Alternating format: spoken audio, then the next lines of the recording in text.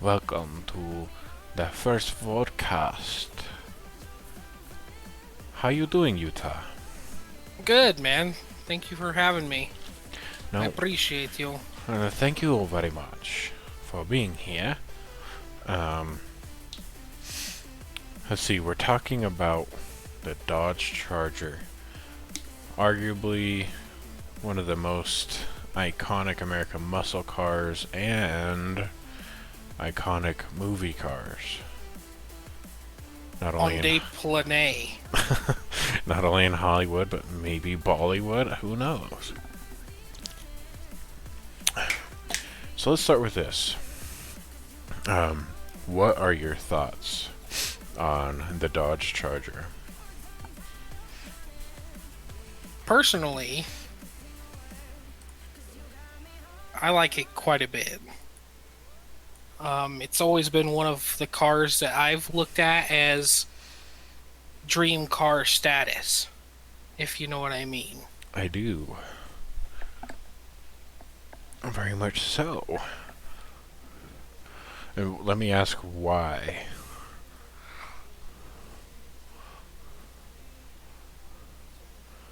My apologies. Did you mute yourself? Negative. Can you hear me still? Yeah, I can hear you. Okay, sorry. I don't know what was going on.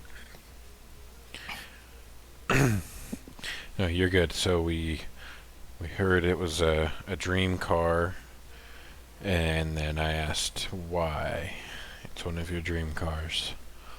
Oh, yeah, that bad boy has always been a life goal of mine. Mostly because of the fact that the generation that I personally like is probably one of the best, like, mean looking cars that exists Mhm. on planet Earth. And so I always thought to myself when I was a kid, I was just thought how aggressive that car looked. And with the right package from that car, it definitely had the performance to match the looks. So it was more of a iconic kind of situation just because it was such an aggressive looking car. I always thought to myself, I have got to eventually, at some point in my life, cop me one of them. And then I Right. realized what the prices were when I was older and realized it's never going to happen. Well, I wouldn't say it wouldn't ever happen. Yeah, It very well could. it's not likely to find one that's in real nice shape for what you would imagine is a reasonable price. Right. I But mean, that's what resto mods are for, right? You know that more than anybody, I feel like. yeah, I do. um, the ones that you can pick up to restore, you can get for a pretty penny, but not as much as one that's fully restored or all Yeah, numbers definitely. matching. And um, What have you seen price wise IRL for, let's say, the iconic years of this specific vehicle that yeah, you've seen for ones that are like real beat up? yeah. So the iconic years, that second gen, that 68 to 70. Mhm. Um, you see them rolling. I've seen them from as low as like 4 or 5 grand up to 10 to 12, needing to be restored. And Yeah, I've seen a lot of rolling shells. Um, Probably average price wise, closer to around the 8,000 mark for a rolling shell yeah, for for a 68 through 70 Dodge Charger. right. Just if I were to take like an average of what I've personally seen, close to around Well, it's seven definitely the seven to ballpark. eight k for sure. Yeah, Which no, is pretty wild for a rolling shell that needs brand new paint, bunch of body work, an engine. pretty much everything. Yeah, yeah, absolutely. Yeah, no, and the reason why they're always so expensive is you can thank Hollywood for that tax. I call it the film car tax. If it weren't for them being, showcased in Dukes of Hazzard and Bullet and Fast and the Furious, that they probably wouldn't be so much. They'd be probably around the price of some of the other cars you see. Like take for instance, like the Dodge Coronet, almost the same thing. It's like the Hmm. the same chassis. Um, you find Yeah, those and for 4 or 5 thousand running and driving. they offered quite a few of the engine transmission packages that were offered for the Charger in the Coronet as well. Yep. So you're absolutely right. Thanks, Hollywood. The Hollywood tax. Thanks, guys. I mean, Alright. thanks for making them popular, but also at the same time, At the same damn you time, for piss making off. them so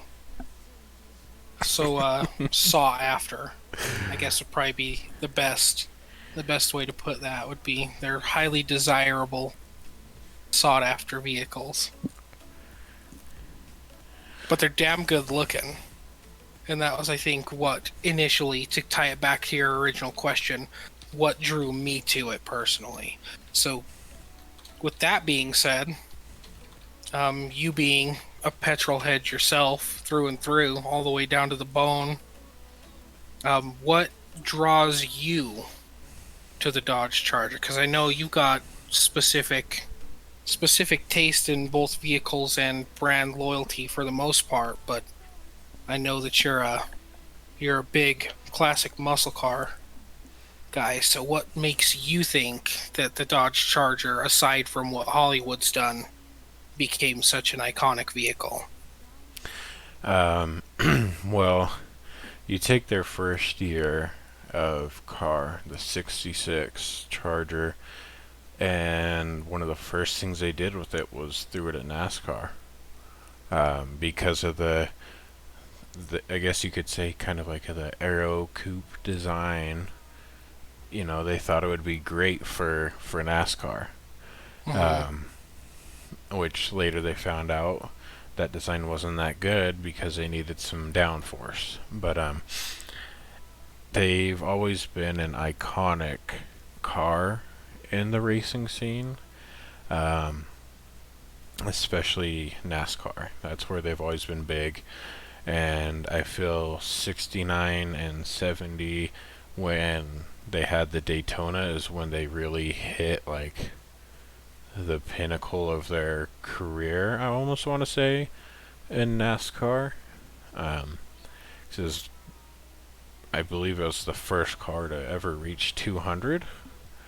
Um, and with that factory wing on it, or the spoiler, whatever you want to call it, was really good.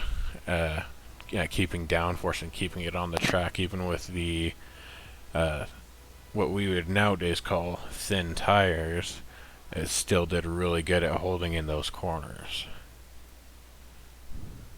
So aside from that, it would be two movies and a TV series, and I've already mentioned them: Bullet and Fast and the Furious, Mm, and then classics. Dukes of Hazzard, the TV show. Ultimate classic there. Yeah, I Yes. agree. I watched a lot of Dukes of Hazzard growing up. I watched a lot of it with my dad, and 'cause he was always a big muscle car fan himself. He had a pretty cool list of cars. Didn't have too many Dodges, unfortunately, but he had a lot of Fords and a lot of GMs Hmm. throughout the years. But we did watch a lot of Dukes of Hazzard growing up, and one of my personal favorite series is most definitely Fast and the Furious.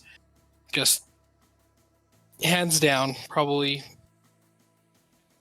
an entire generation's worth of multiple generations worth of popularizing the automotive scene, and that first Hmm. one really did it for me.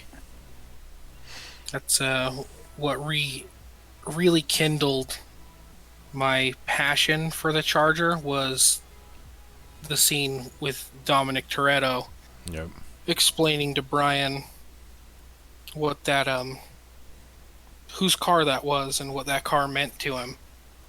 And it just I don't know, just really clicked something in the back of my brain from being a kid and loving the looks of the Charger, and then it just gave me that much more inspiration, I guess you could say.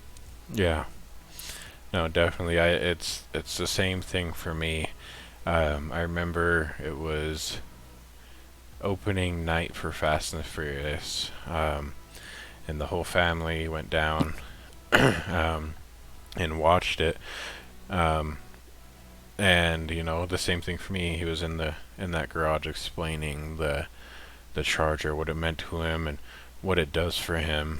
Um, and that like really threw me back in my seat because it was like, as an 8-year-old kid, you're looking at that and you're like, wow, this is insane because it kind of reminds you of your own dad and what the cars meant to him that he had in the past and what he had at the time. Um, and then when he goes to race um, Brian on that little quarter mile, it was just like that right there was one of the best scenes in that movie, I have to say. Especially when you're watching it right there on the big screen feature night, you're like, holy crap, it did a wheelie. Not Absolutely. thinking of the video effects or anything that they had done at the time to make that possible. But still, like at that time, it was like, wow, like you're thinking that Charger just blew the doors off of that import, and at the time where we weren't used to calling the Supras and stuff imports or JDM, we were unfortunately because of our fathers. I don't know if it's the same for you, but calling them racers because of the livery they had on them and the big spoilers and you know. Yeah, that terminology wasn't even actually something that I came across until probably high school. Really.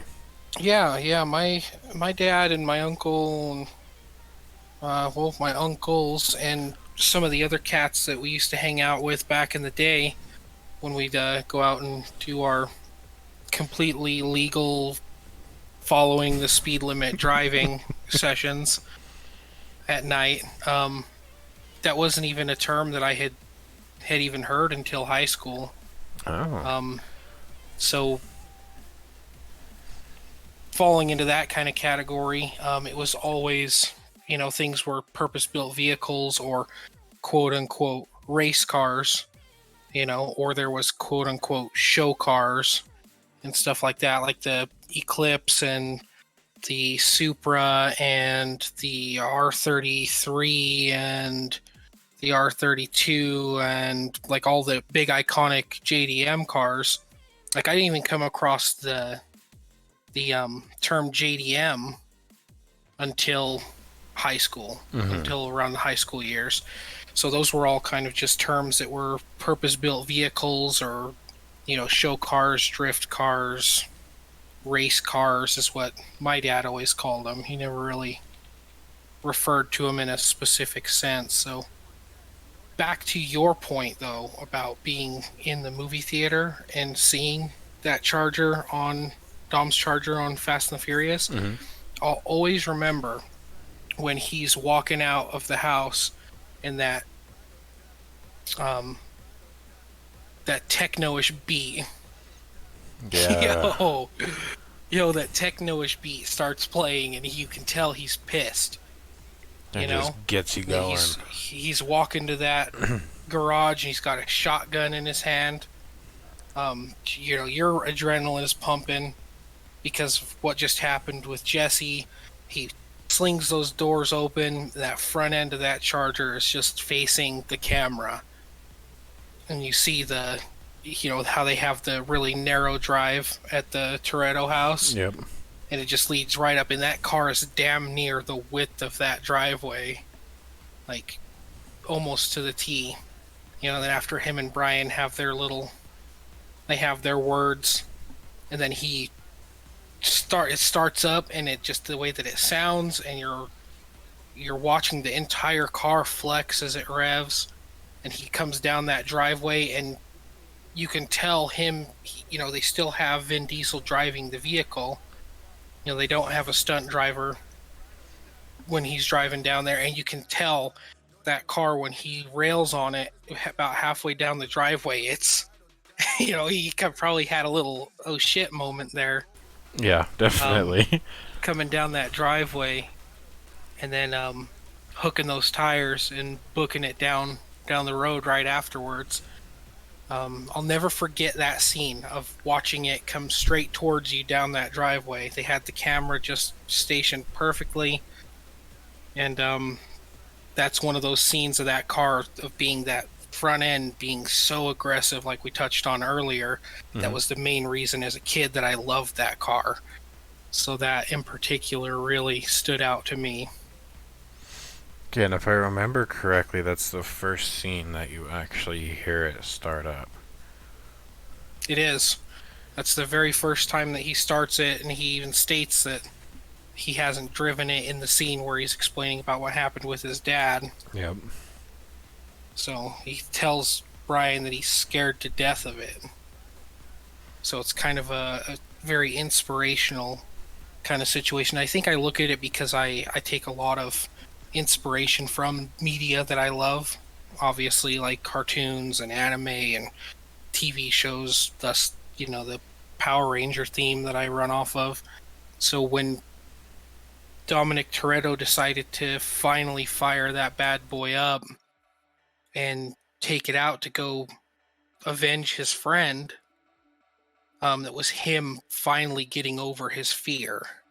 And to me, that's symbolic. Yeah, Like definitely.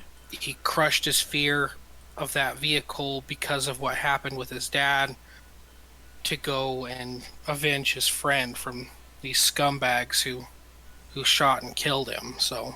Right. So to me, it kind of not only gets me on the visual level of loving the way the car looks being a kid, but it also hits you emotionally being Hmm. tied to the movie and the characters, sitting in the theater opening night next to your dad watching these people who you're seeing for the first time on the big screen, that you feel those characters touching your heart, becoming part of who you are. Yeah. So it's physically just a beautiful car. Emotionally, it has so many different memories and different things that it touches on for me personally.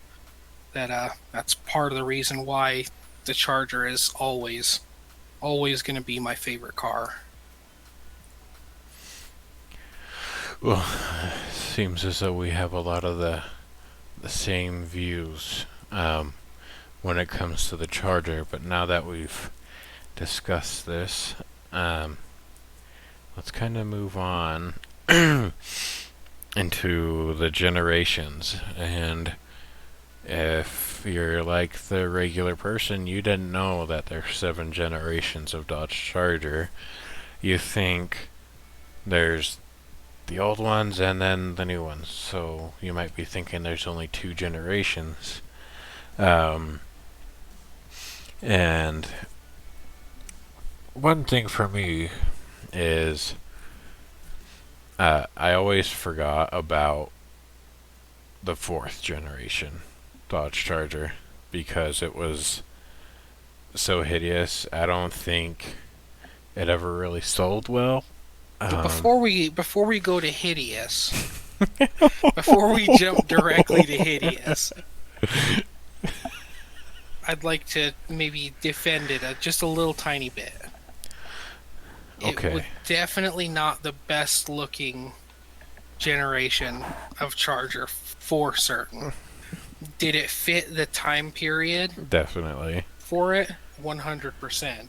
If they would have put a better engine drivetrain combination in it, would it have been a better car and maybe rivaled more along the lines of like the Fox body Mustang and the the third and fourth generation, well, probably more along the third generation of the Camaro, probably. But instead, what they decided to give it was poop under both the hood and the chassis, and totally besmirched what could have been potentially a very unique generation of an iconic vehicle.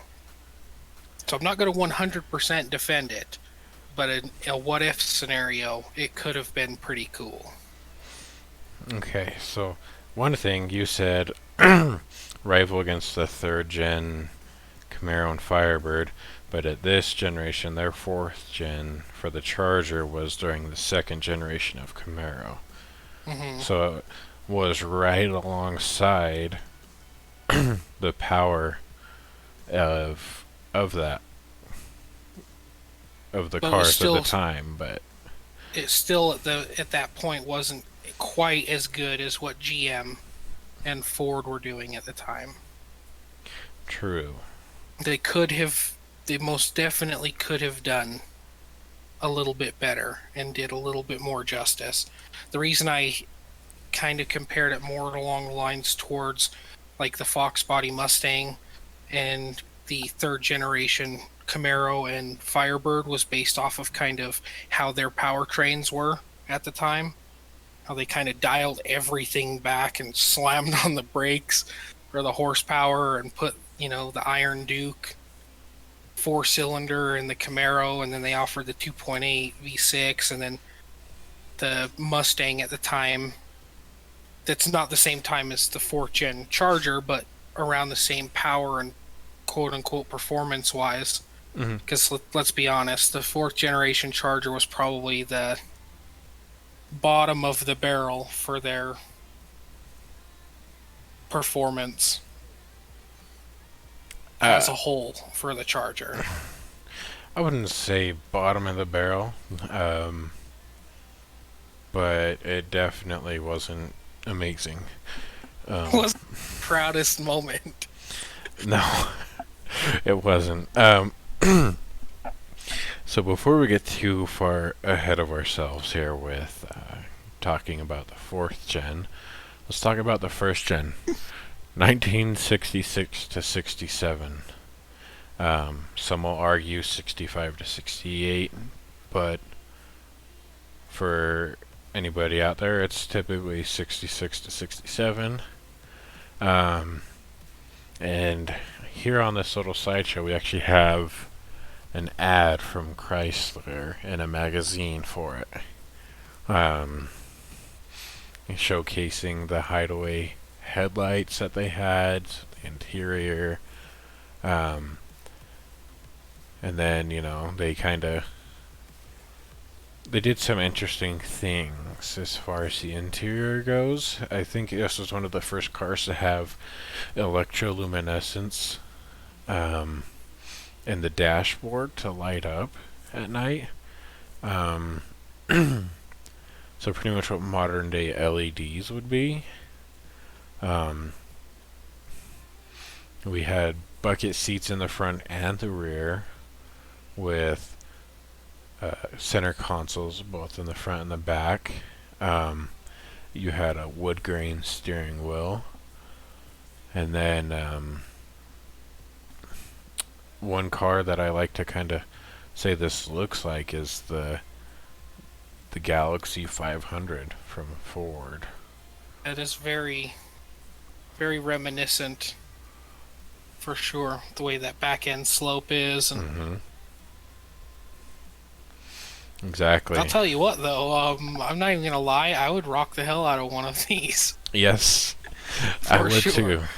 It is a bit goofy for sure. It's a little bit goofy, um, but all things considered, it's a damn good looking car. Yeah. And they did offer it in a ton of different options and packages, which was cool because back then that was part of their big selling points was, hey, you could have this car in 6 or 8 different configurations, Yeah. with a few different engines to choose from and different luxury packages and standard packages. Yeah, no, definitely. They had, your choice of automatic or manual transmission, your different array of V8s that came in it. They didn't have like an inline six or anything in it. Um, and here we have some of the engines that they had. We went all the way from a 5.2 liter all the way up to a 7 liter. Um, and I believe that 7 liter derived from when they did NASCAR. I could be wrong. Don't quote me on that one. Um, but you had your 3-speed manual was actually on the steering column. They in those days they called it 3 on the tree. Mm-hmm. Of course you had the automatic that was on the steering column as well. Um, but you could opt in for the 4-speed manual trans, which you can see in the picture was actually they call it a console shifter. So um, right there within the line of the center console where most shifters are nowadays, unless you drive a Prius or a minivan. Lols. Sorry about that. Sorry about that. um, I apologize. so Whoopsie. Oops. Big L's in chat. Um, but yeah, so we had engines ranging from 230 horsepower, at your base 5.2 liter engine, which at the time is really good. Uh, Keep in mind, and then you jump all the way up to your 7.0, and you're at over 400 horsepower. Mm. Mm, Um, mm, mm. So the downside to this generation in particular was as hard as Dodge was trying to make the Charger iconic, because keep in mind, this is the very first Dodge Charger. This was based off of the Coronet. Like, they already had some really cool, iconic cars that preceded this, that they were trying to participate in the car wars with Chevrolet and GM and Ford. So they really desperately wanted this to catch on. That's part of why they offered so many different options and such a quote unquote luxury feel mm-hmm. to the vehicle, alongside all of your different potentially, lower end. The 318 was the base motor, which is the 5.2 liter V8, all the way up to the 7 liter that they eventually ended up, tuning to use in NASCAR as professional sports car, high performance motor. Yeah. They wanted this to be considered technically more along the lines of what would be considered a mid-size luxury vehicle. Mm-hmm. That's why they pushed the LX platform so hard. But unfortunately, the sales for the first generation Dodge Charger were not. They were not so good. No, that 66 definitely wasn't the best selling. It, Um, in fact, was so bad that Dodge almost considered not coming back in the 68 model year with a Charger again.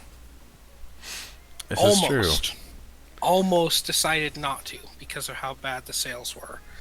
But they still needed something in their B platform that would be competitive with GM and Ford, the other two heavy hitters that were not pulling any punches with their vehicles either. Right.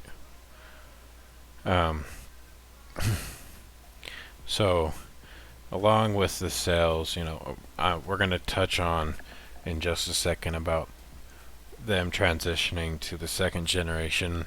Um, we were talking earlier about them throwing this straight into NASCAR. Um, the body had generated so much lift um, mostly higher speeds, that it was so difficult to handle. Like, It was dangerous.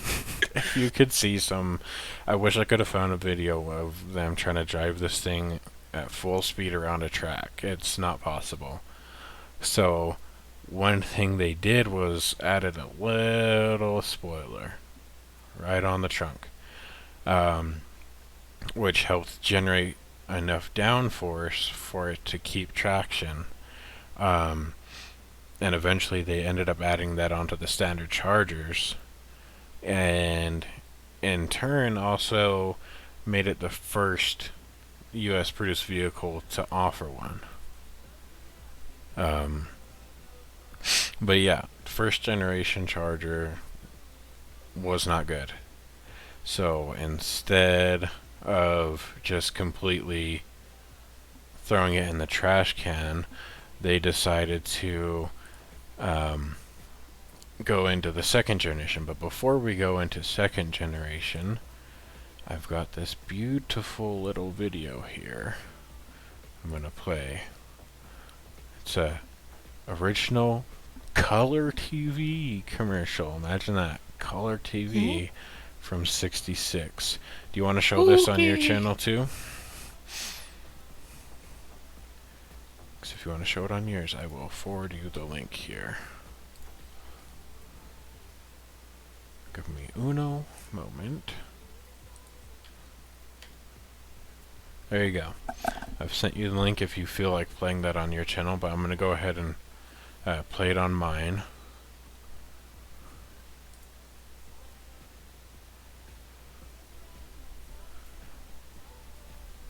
Ahoy there! Did you know the Dodge Rebellion had a Navy? This is the Chrysler 15-foot runabout with a Chrysler 75 horsepower motor. We're setting course for a rendezvous with the leader of the Dodge Rebellion. The leader is here.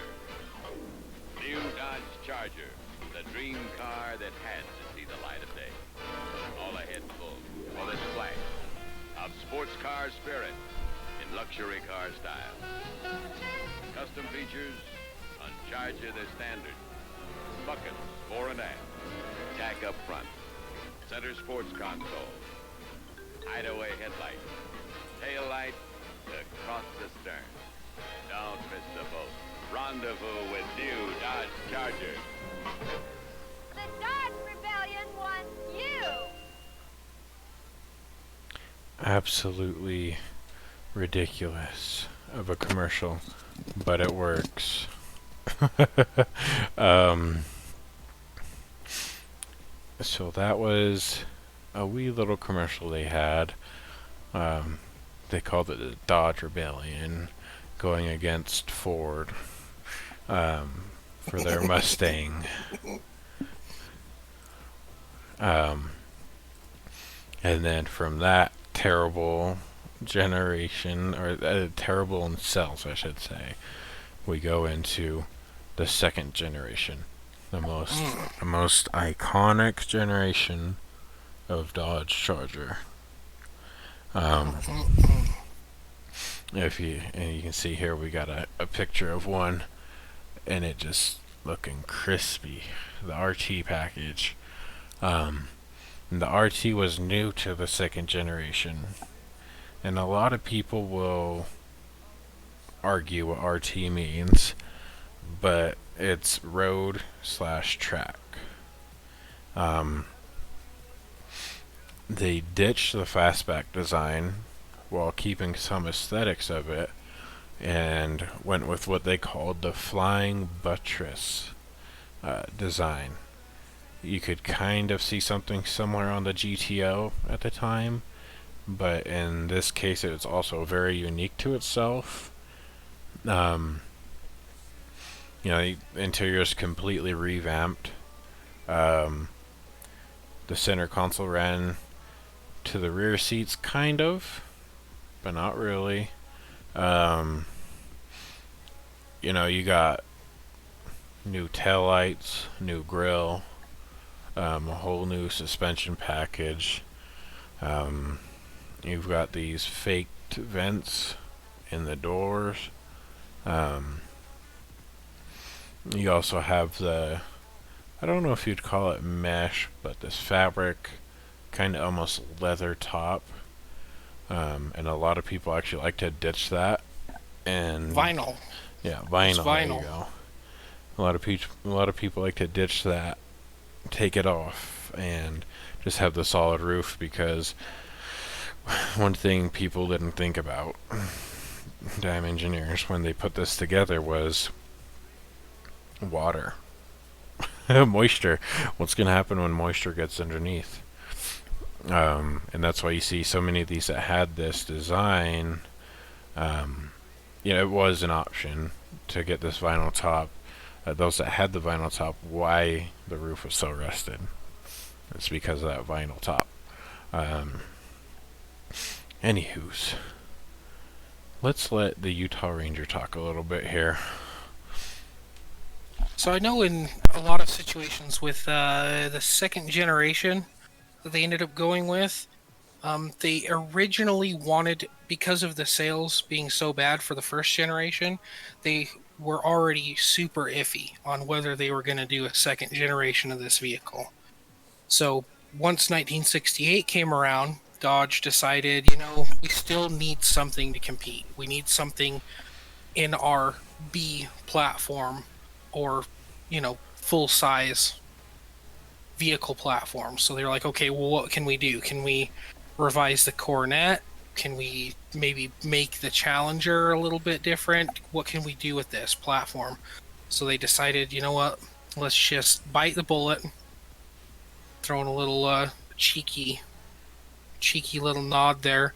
Bite the bullet, and we'll do the Charger. We'll continue with the Charger. They were only supposed to do 35,000 vehicles. That was it. 35,000 in total. But they had such high demand for the second generation, not only because of the way that it looked, but because of the way that it performed. And again, Chrysler and Dodge being so generous with their packages that they offered for this specific vehicle, and even for the first one, they ended up having to sell almost 100,000 vehicles because the demand was so high. They had to put all of their effort into basically almost stopping production on all of their other vehicles to fill the demand for the Dodge Charger in the second generation. Yeah. Just because the people loved it. And, it did a beautiful job sale-wise, but performance-wise, I think is why most people wanted it. It was such a beast to drive off the showroom, and then drive off the lot in one of these vehicles in every platform but their 3.7 liter inline six that produced 145 horsepower for a big vehicle. That one didn't scoot real well, but boy did it look pretty. Yeah. But everything else that they offered for it was really nice. They offered a bunch of different seat and fabric options. They offered different gauges that you could swap out in the dashboard. They offered different dash materials, carpet kits, different transmission options. They went so far as to option, like Nordic said, they optioned either a vinyl roof, which was really popular back then for some ungodly reason, or you could do just a painted bare metal roof, which I think, in my opinion, was much better. But a lot of people like that two-toned look without having to actually pay for paint to do it. So for some strange reason, they would pay more for vinyl to get the same look. They'd pay an extra premium for a vinyl roof. But it was a pretty cool time for Dodge as a company. This is really where they started seeing not only extreme growth as a brand, but as a staple in the performance vehicle community. By really getting into probably what's going to be the next setup after this, because they offered all sorts of different powertrains. Obviously the 3.7 inline six, which was 145 horse, that's your commuter version of this vehicle. The 5.2 V8, which is 230 horsepower, and that's pretty sweet too. It's not a ton of power, but it's probably sounded really nice. Yeah. And then they got into the big boys. Yes, the big boys. The 6.3, 6.3 liter with 330 horse, but 425 pound-feet of torque, and that's where it was at, baby. You could light those tires up. You'd go through tires once a week, or should I say, I would go through tires once a week, because that's just how that would go. And then the 7.2, they upgraded their 7-liter that they were engineering for sport racing. They did an even better job with 7.2, 375 horse, 480. Sweet, delicious, galloping torques. And it was just cool. It was a cool time for the company, big time for the company, and it really made turned Dodge into a staple in the performance world. Yeah. It really did. And you look at these cars, and I don't think they made very many with the inline-six. I think that was more for your grandma's commuter car. That was more, I think, more along for the base model. And then you get into the RT, which I believe had the option for the 5.2 or the 6.3. I don't remember if it had the 7.2, but the Daytona definitely did, and the Charger 500 definitely had the option for the bigger motors as well.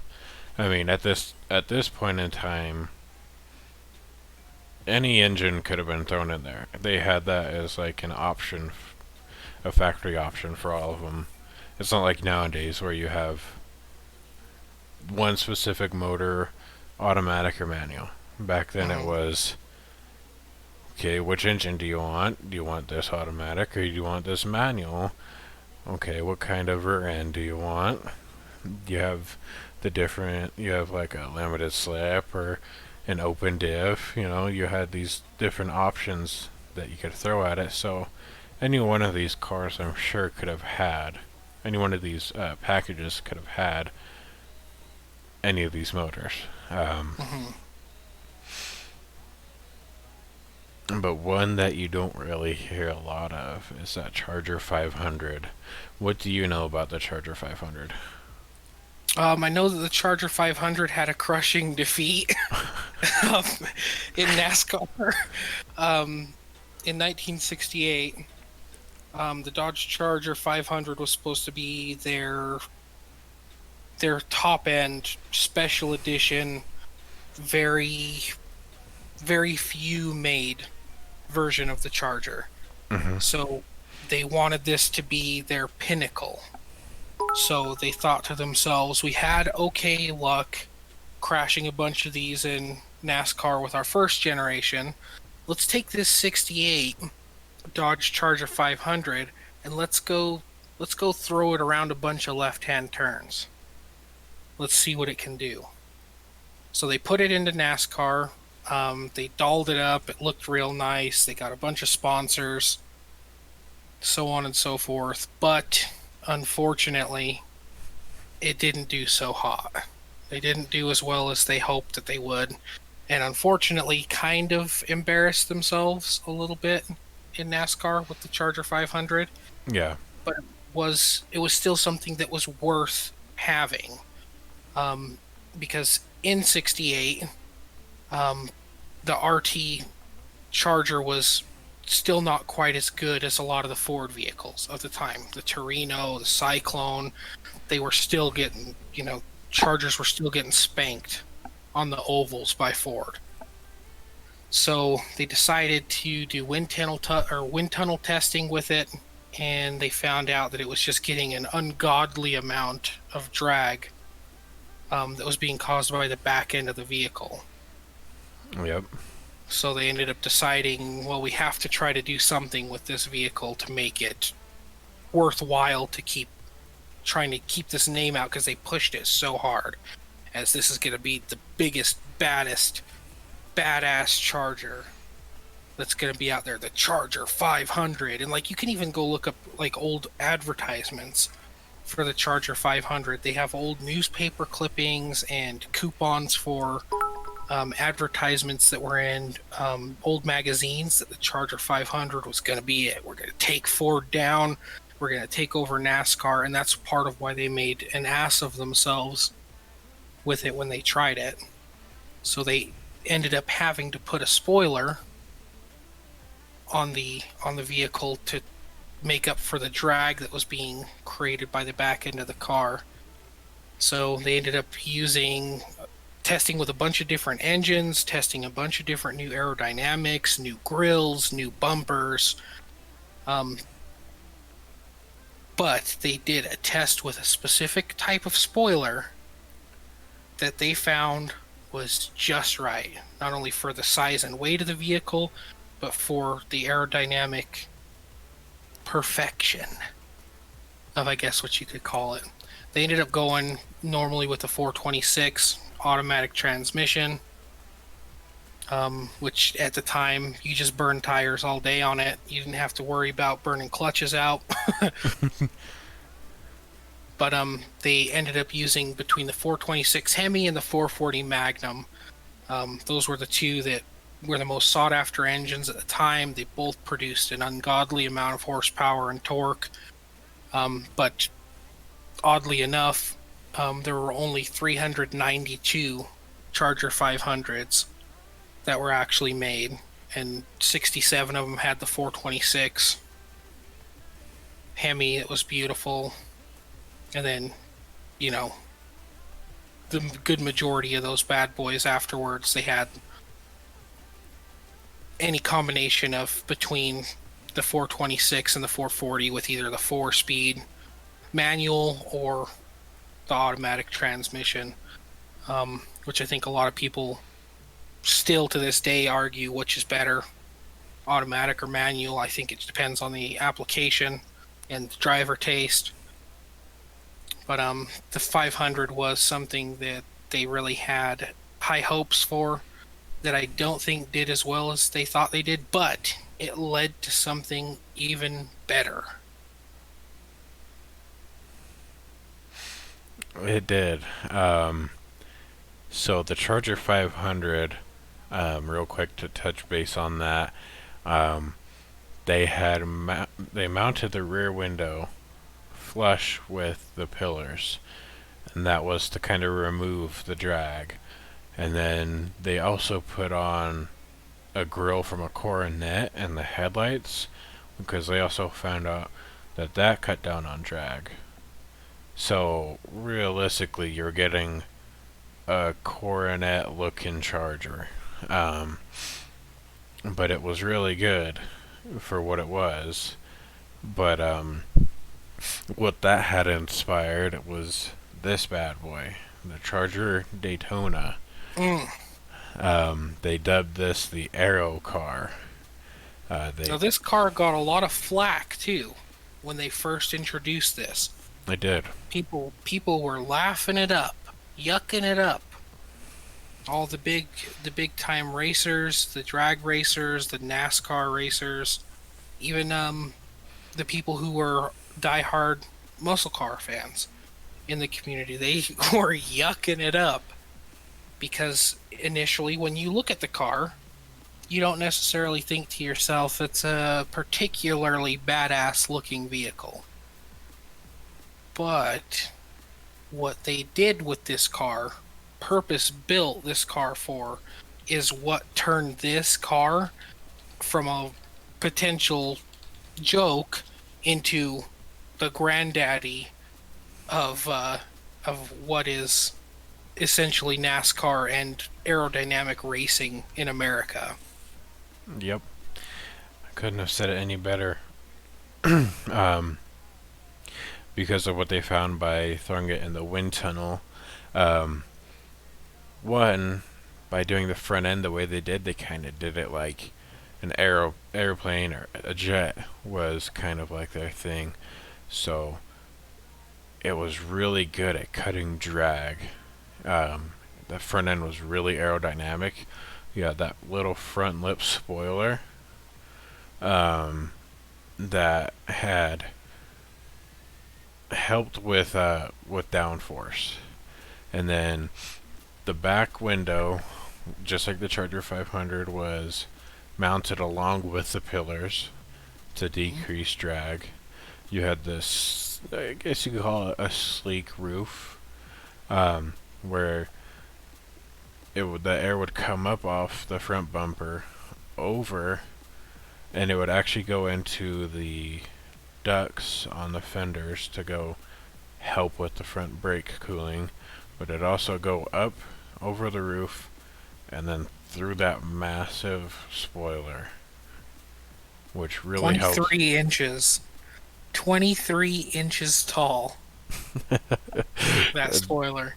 It's big. It's a big boy. Stabilizer wing is what they called it. 23 inches tall. That was a big boy. Thick boy. But yeah, it really helped with drag, and it really helped keep that rear end planted.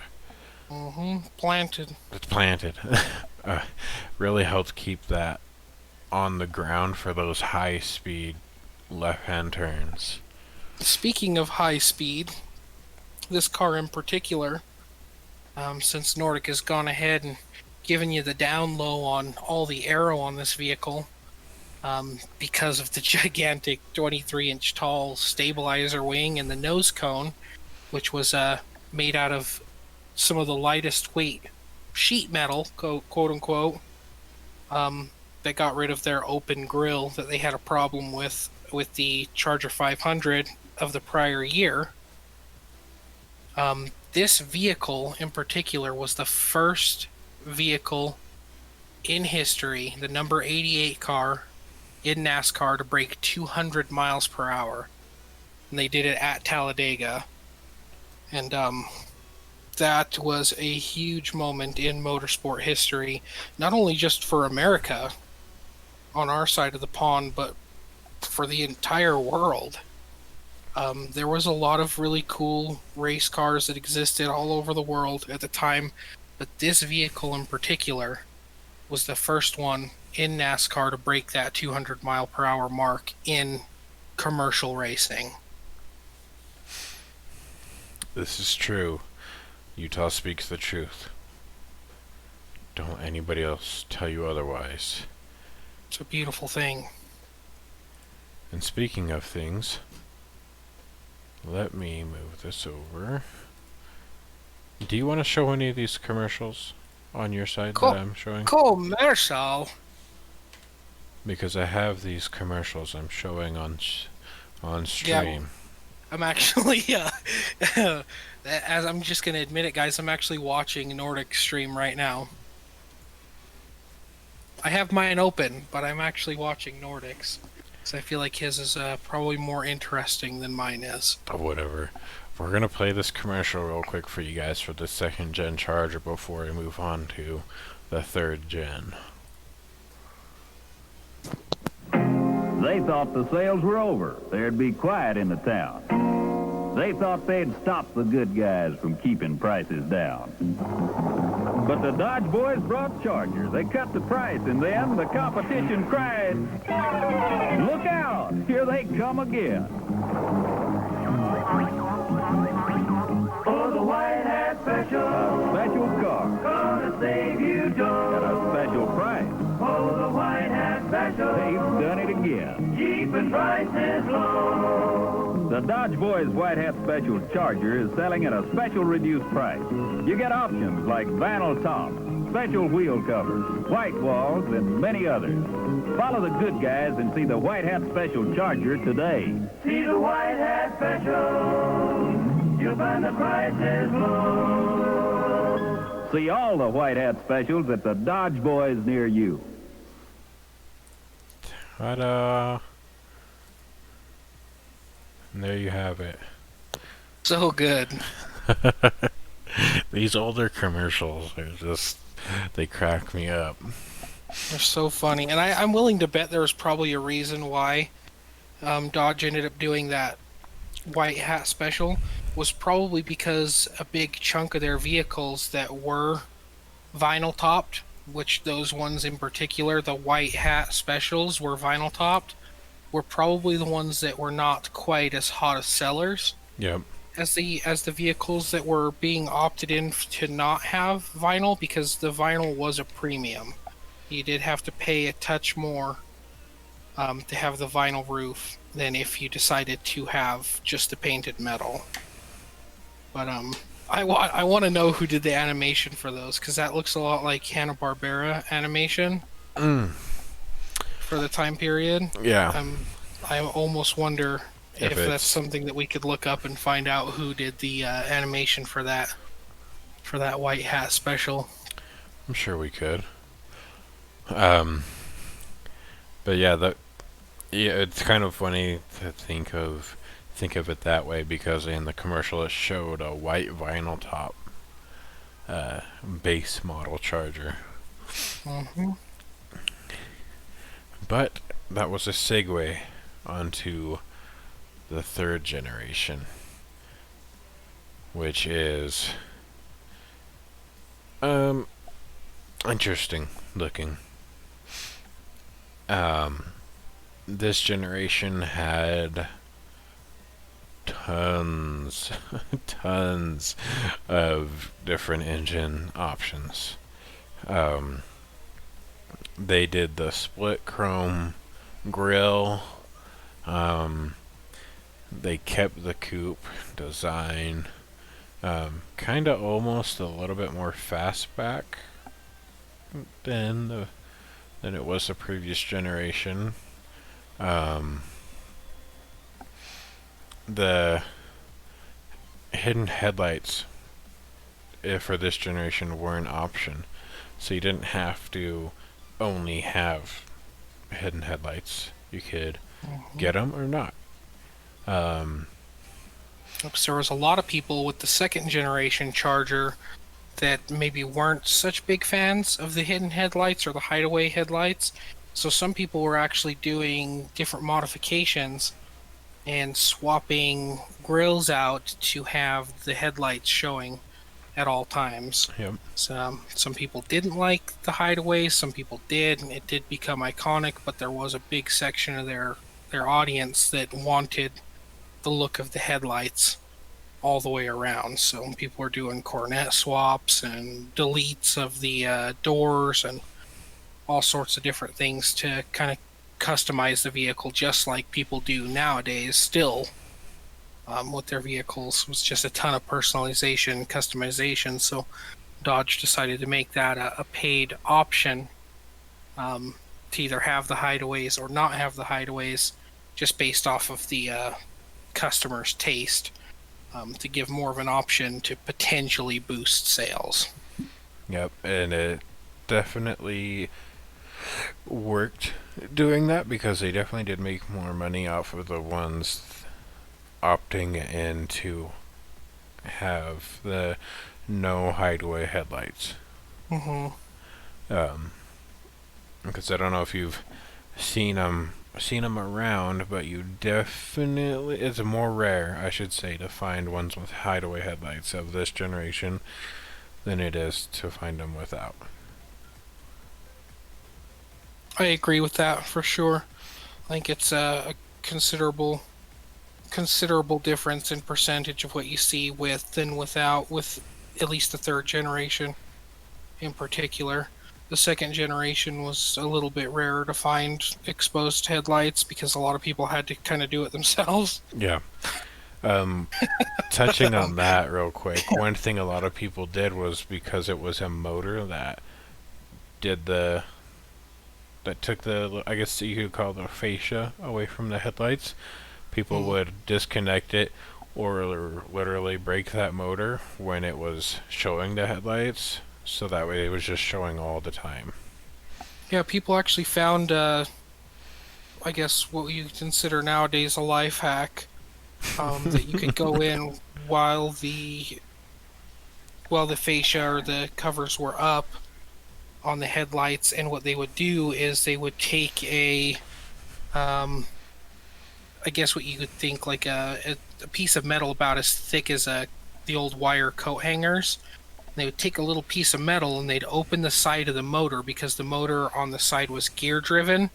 They had gears that would pull up and push down depending on the, where the gear lever was on the interior, to either have the headlights exposed or not, and they would slide it into the gears, so it would lock the gears in place to where they couldn't turn anymore.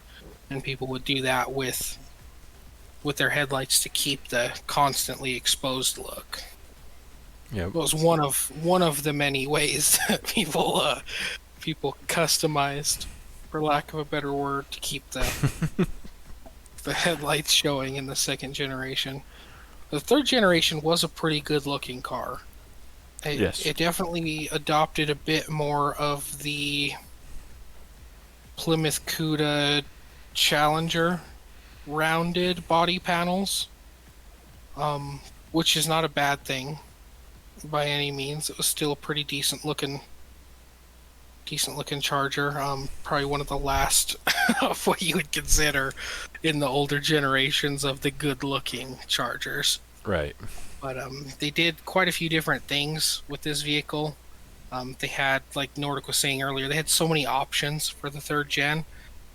6 different cosmetic packages, specifically. 6 different cosmetic packages.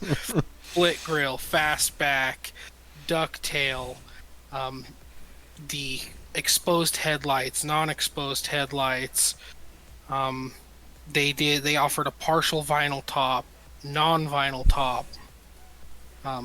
Is just such a weird situation to go into a dealership and think, when you put a paper down in front of you to order one of these bad boys, there's probably 2 pages worth of stuff to go through for just options Yep. of what you wanted. And this was like almost specifically just options for the exterior of the vehicle. It's true. They had plenty of different paint colors, and like you said, the different exterior options, and then you had your performance packages too that you could opt into if you were building one straight off the sheet, with those guys on the showroom floor. But alongside that, they had 1, 2, 3, 4, 5, 6, 7 different engines you could choose from. Mm-hmm.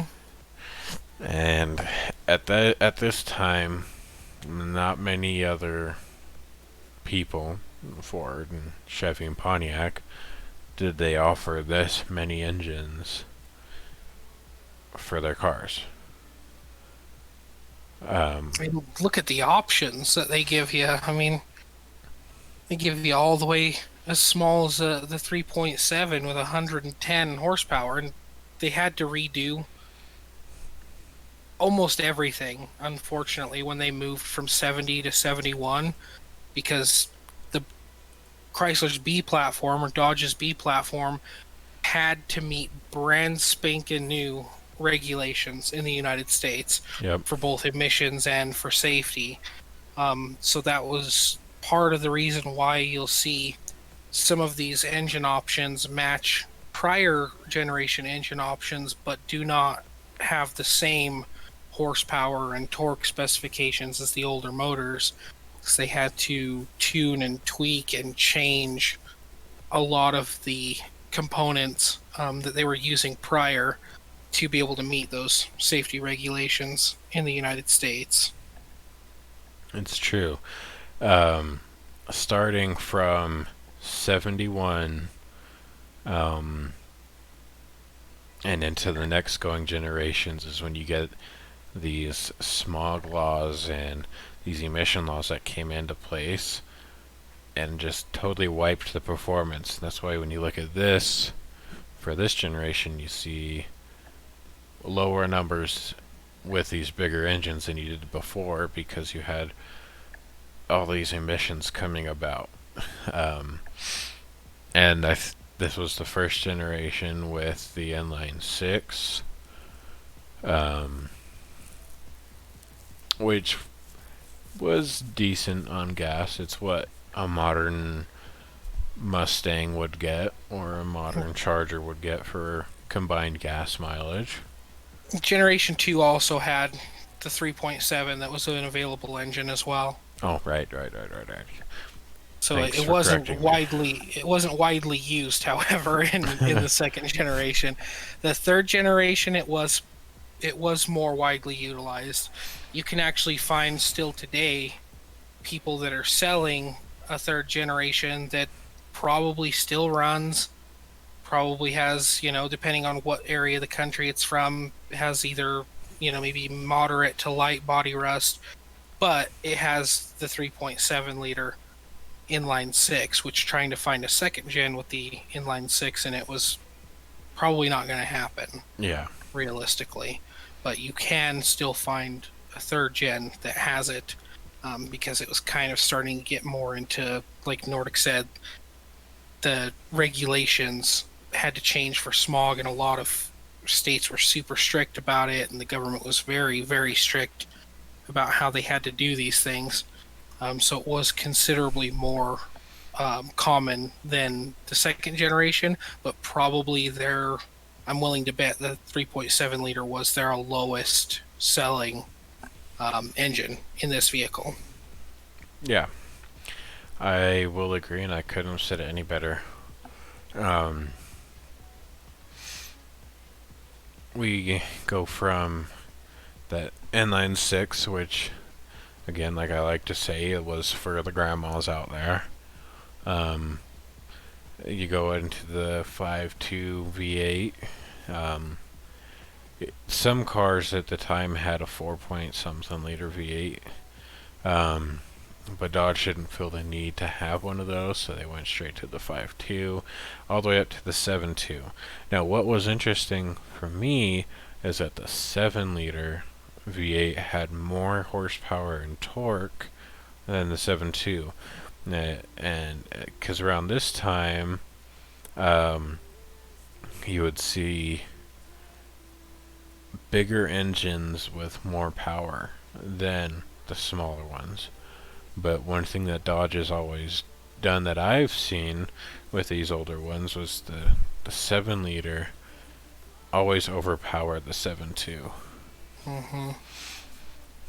I think the reason for that, personally, I don't know if there was like a real specific reason why, but if I were to just guess why they kept the 7.2 as an option, was specifically for the third generation to potentially possibly sell a few more cars with the 7.2 as kind of a nod back to the 7.2 that was really popular in the second generation, because maybe consumers didn't realize that it was considerably less horsepower and Yeah. torque than the 7 liter that was being offered. But with this car in particular, Dodge was just like, you know what, we're going to take the whole buffet and we're going to throw it out, and you guys can just choose whatever you want. Frankenstein this thing together. Whatever interior colors, pieces, fabric, gauges, steering wheels, bucket seats, bench seats in the back, bucket seats in the back, whatever engine and transmission combination that you guys want, automatic, manual, 3-speed, 4-speed, just threw the whole smorgasbord at customers to utilize that for sales. That's why I think they kept the 7.2 as an option, was maybe for the nostalgia purposes and potentially being able to score a couple of sales. Right. That's what I think, at least. I could be wrong. I could be 1,000% wrong. There's a real possibility that I'm wrong. I will agree with you there. We're gonna show a quick ad for this generation of Charger after this video ad. Oh, hell yeah. Space Ghost Coast to Coast. Okay, here we go.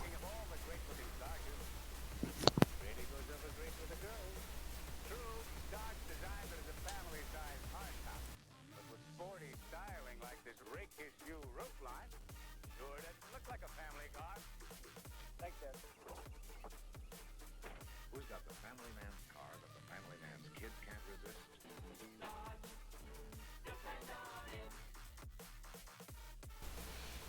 Um, it was a very terribly recorded version of that commercial.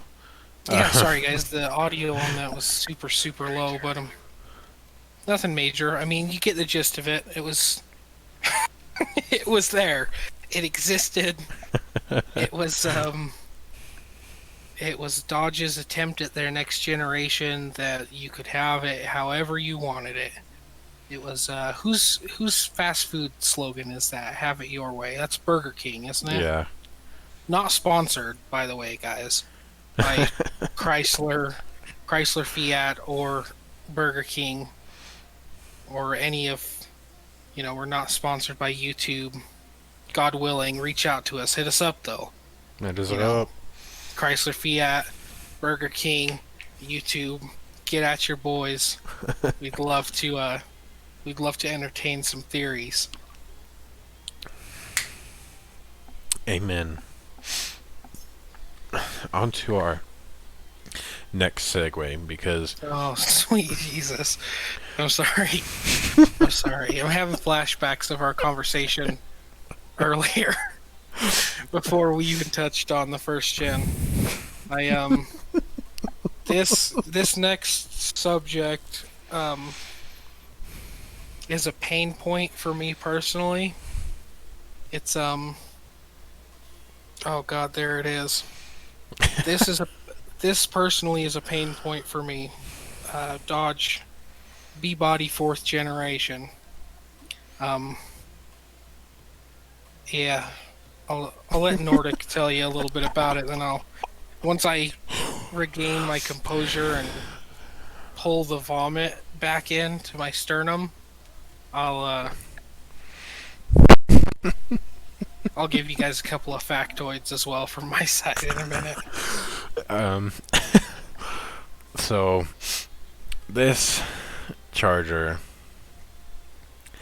the looks was very much it was in style. You see cars like the Monte Carlo and such, very similar looking. One thing I found out that I didn't know before is the Chrysler Cordoba. What the F is that? Same body. There's a reason most people don't know what a Cordoba is. Probably wasn't on the road very frequently.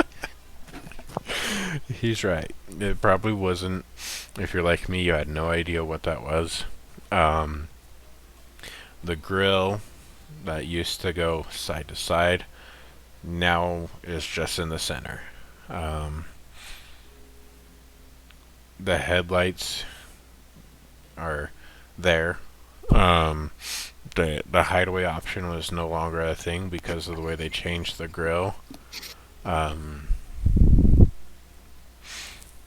You had this weird little window for the back seat, people in the back seat that want to look out a window. They now had their own little one. They called it a vanity window. Hey, A vanity window. It's supposed to accentuate the side profile of the vehicle. And like Nordic said, it was very popular. This body style in particular was very popular at the time. It was having big interior with lots of room, leather, whatever, and a big old trunk was a thing for some reason in the mid to late 70s. I don't know why, but it was. You still had your Sport and SE version as well as the Daytona version of the Charger. Now keep in mind, the Sport and Daytona trim levels, you can put quotations around both of those words. Yes. For this specific model year. I do want to point out one thing before we delve deeper into the 4th gen that ties back to the 3rd gen. The 3rd generation Charger looked the way that it did so differently and kind of radically than the 2nd generation because they took body styling from the Cornet and applied it to the 3rd generation Charger because the Cornet was done. 1970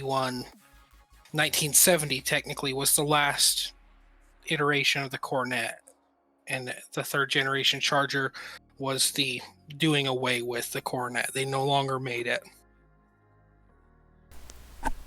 Amen, brother. Thank you for that. Mm-hmm. And kind of along with that third gen, it was kind of something along the lines of trying to keep people in ties with the Coronet, but also keeping it looking in the times. Correct. Yeah, keeping the styling age appropriate, but hearkening to what is one of Dodge's flagship vehicles, which was the Coronet. Right. Good point. That was actually a good little factoid there. Thank you. We get the 3.7 inline 6 again, but it's been toned down even more than it was the previous generation. 100 horsepower with This is so sad. with 170 foot-pounds of torque. And then you get the 5.2 V8, which had the same amount of horsepower as the previous generation's inline 6, I believe. Probably a little bit more. Some more torque. And then between the 5.9 and the 6.5 V8, you don't see a big jump in power. Hashtag thanks emission laws. Híjole. Ay, ay, ay. This was part of what made this a pain point for me as a Charger fan. Because this was Dodge's big movement into the personal luxury car Yeah. market of the 1970s, mid 1970s. It was huge thing to have big, heavy, lumbering, insanely long-nosed luxury cars. The smell of leather and rich mahogany flowing throughout the passenger area. I mean, it was insane how popular this was. Cadillac was killing the game. You know, GM and Ford both participated in this with the T-Birds of the Ford movement. And GM had, what, 3 different cars? 2 or 3 different cars that fell into the personal luxury category? The Monte Carlo being their flagship. Yeah, the Monte Carlo was the flagship. And they were all big, crazy looking. You know, Lincoln comes to mind when you think of this generation. Lincoln Town Car. A land yacht. Big old stinking Lincolns. The scent of rancid, putrid, rotting leather and rich mahogany when you go to look at one that's in mint condition nowadays. It was so popular then, and this was their first shot at it, 75 to 78. It still considered itself a B-body, was still based off of the same chassis or similar chassis with very few alterations to it. Obviously, as you can tell, the engine packages that were offered were similar in size, but not so much in power. It was heavier than the previous generation, quote-unquote safer than the previous generation, but they produced 2 vehicles that were like this for that. It was this and the Dodge Magnum. For 75 through 78. The Daytona was supposed to be the top end of this vehicle. Basically, the only difference that you see in their top end model was you got racing stripes. And it wasn't even racing stripes. It was a stripe that ran along the side of the car, the length of the vehicle from the nose to the tail. Thanks, Mopar. Thanks a lot, Mopar. You killed my dream in 75 through 78. I mean, it's kind of a neat looking car. We'll give it a little tiny bit of accolades. It's kind of a neat looking car. Compared to some of the other cars that were being offered at the time, it's kind of neat looking. If you were to take it and turn it into a clay mold, Dodge basically stole Chevy's front end from the Camaro Yeah, and put it on Ford's T-Bird, pretty much. and then just added some square side fenders to both the front and the back. It's not crazy bad. If somebody offered me one for free, I would probably tell them to hurry and leave it before anyone saw me with them, and it would go into the garage immediately. And then from there, I would save the rest of my life savings to buy a Elephant and a modern 8-speed automatic full swap, full front and rear end swap from a Hellcat, and it would be the ugliest, fastest, most dangerous car on the road. Can you imagine swapping the body of one of these things onto a complete chassis of like a demon? I almost wonder if it hasn't been done yet. I'm gonna do a real quick special Google search. Google. Let's see what we find here.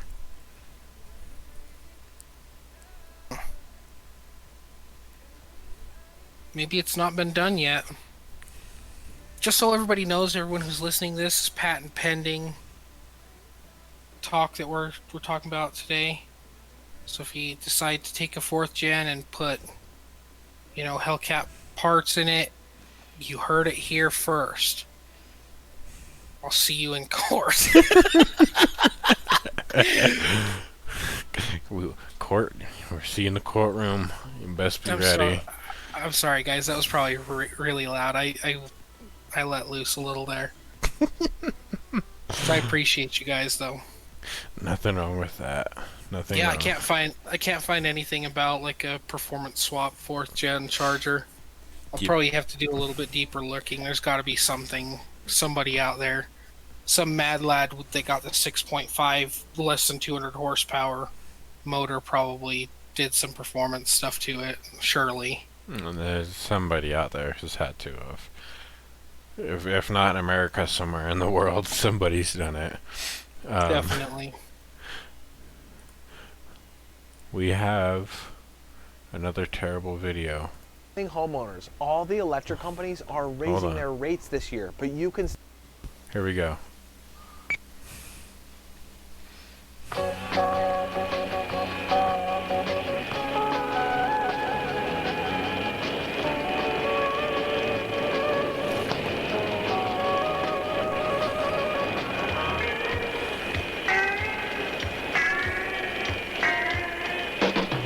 Now the aviators.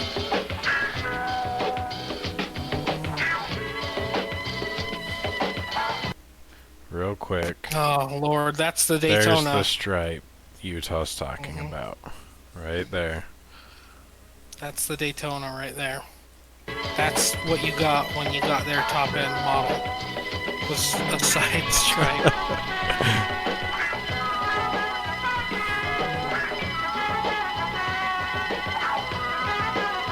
Charger Special Edition.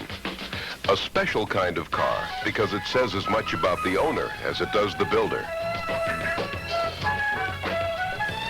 Striking, of course, but its unique difference runs deeper than that. It's special because of its ride. Torsion bar suspension smooths out the bumps, with front and rear anti-sway bars standard for a firm controlled feel behind the wheel. Unibody construction helps keep the body tight, while rubber isolation helps hush road noise, along with plenty of sound insulation. More sure-footed, with glass-belted radial tires standard. But it's in the power department Charger stands out. The 318 V8 is standard, and among the options is the remarkable electronic lean burn system. The only electronic lean burn system in the world from Chrysler Corporation. A small electronic computer automatically adjusts your engine to 7 important conditions to give you peak performance. Electronic lean burn is on the optional 400 V8. But you know what makes Charger a personal car? A very personal car? You do, because you can personalize it. Example, this steering wheel in fine hand-stitched leather. Sound the way you want it. Even an AM/FM stereo, an 8-track tape that plays through 4 carefully placed speakers. Upper level ventilation is standard, or you can order 4-speed air conditioning. A digital chronometer whose readout is accurate to within a minute, a month. Convenient remote-controlled side mirrors. Just about power everything. Windows, door locks, seats. Everything to make driving sheer pleasure. You can tailor the exterior too, with special stripes, broad moldings, perhaps one of the exciting new Sunfire metallic paints that look as if they had tiny mirrors embedded to reflect the sun. The new T-bar roof is only one of your choices to make this a very personal car. There's the more formal Landau design, very rich looking. The sporty full-wrap halo vinyl roof comes in 6 different Levant grain colors. You can order a sunroof for the feel of the sun and moon and stars shining in on you. Or choose the standard roof with the Daytona package in a choice of 3 stunning 2-tone paint combinations. Wire wheels or rally road wheels are another personal touch. The spare tire can be a space saver or a regular spare. The raised white leather tire is built with super tough aramid fiber. Spectacular interiors include a luxurious 60/40 seat. 60% of the seat is on the driver's side. Both seats recline. Soft vinyl in these standard bucket seats gives and flexes like leather. Or the newest seat of all, corduroy and vinyl seats, complete with center armrest. The console is available with buckets. Ordering your very personal Charger is easy. The options most people want are grouped into special packages, like the trailer towing package, the light package, or the easy order package.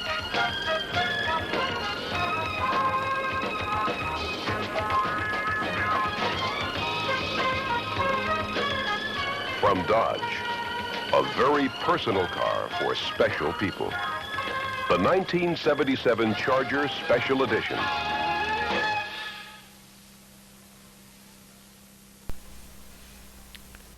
Terrible commercial, but very fitting for the times. Yeah, so did you peep that sunroof though? Lord have mercy. The T-tops was kind of dope, but the hand crank sunroof is dope until you break the damn handle off. I mean, everything else was power seats, power windows, power locks. Why couldn't they have just gone and did that with the sunroof too? Because engineers would have had to try to find a way to run wires up the A and B pillar, or up the A pillars into the roof to be able to control power sunroof. And they were just like, you know what, we've done enough with this thing. We're not doing any more. They was like, yeah, you're not wrong. That's probably exactly what they were thinking. Is they've already done so much to it. Why go through and do that? I mean, they had what, 4 different roof options? Yeah. T-top, standard, vinyl, and sunroof. Mm-hmm. Yeah, they were probably like, you know what, this is enough. This is enough. I mean, realistically, for the time, it was kind of cool looking. It was okay. Compared to some of the other cars that were being offered. Is it something that I prefer? Absolutely not.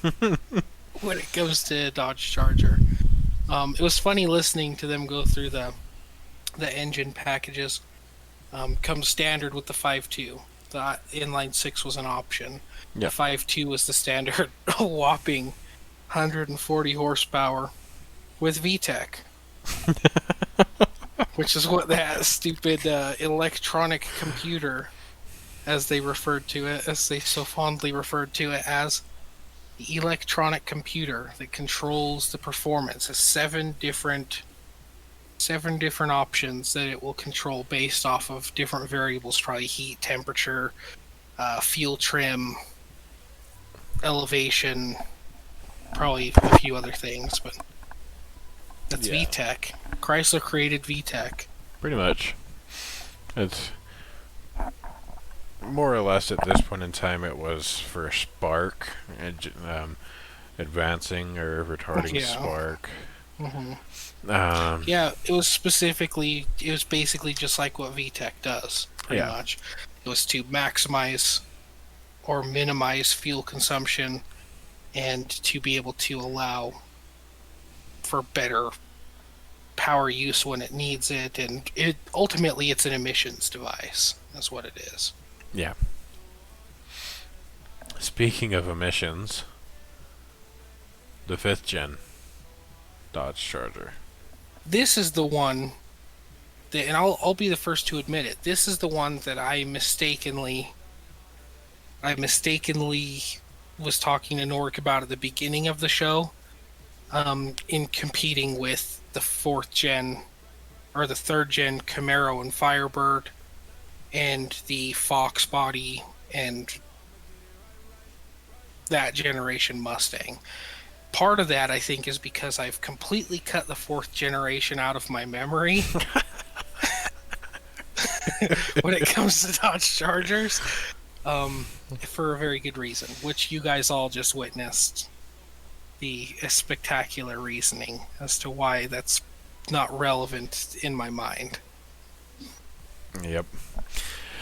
Fun fact, this was the first generation where Carroll Shelby actually hopped in to say, hey, let me help you with something here because you guys need You it. flopped in the 4th. Y'all are flopping. 75 through 78, you guys flopped. Let me give you a hand.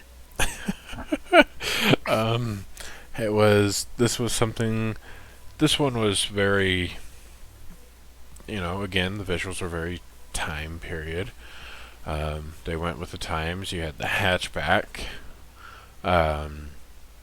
very small engines, weight was lighter, but, the emissions were a big thing still. But you were also kind of getting back into I guess you could say souped-up vehicles. Semi-performance vehicles. So, take for instance, they went 1975 to 1978 trying to break into the personal luxury cars. Big, heavy, ungodly-looking things. Then, they went away for a few years. Came back in 81 and a half, technically 82.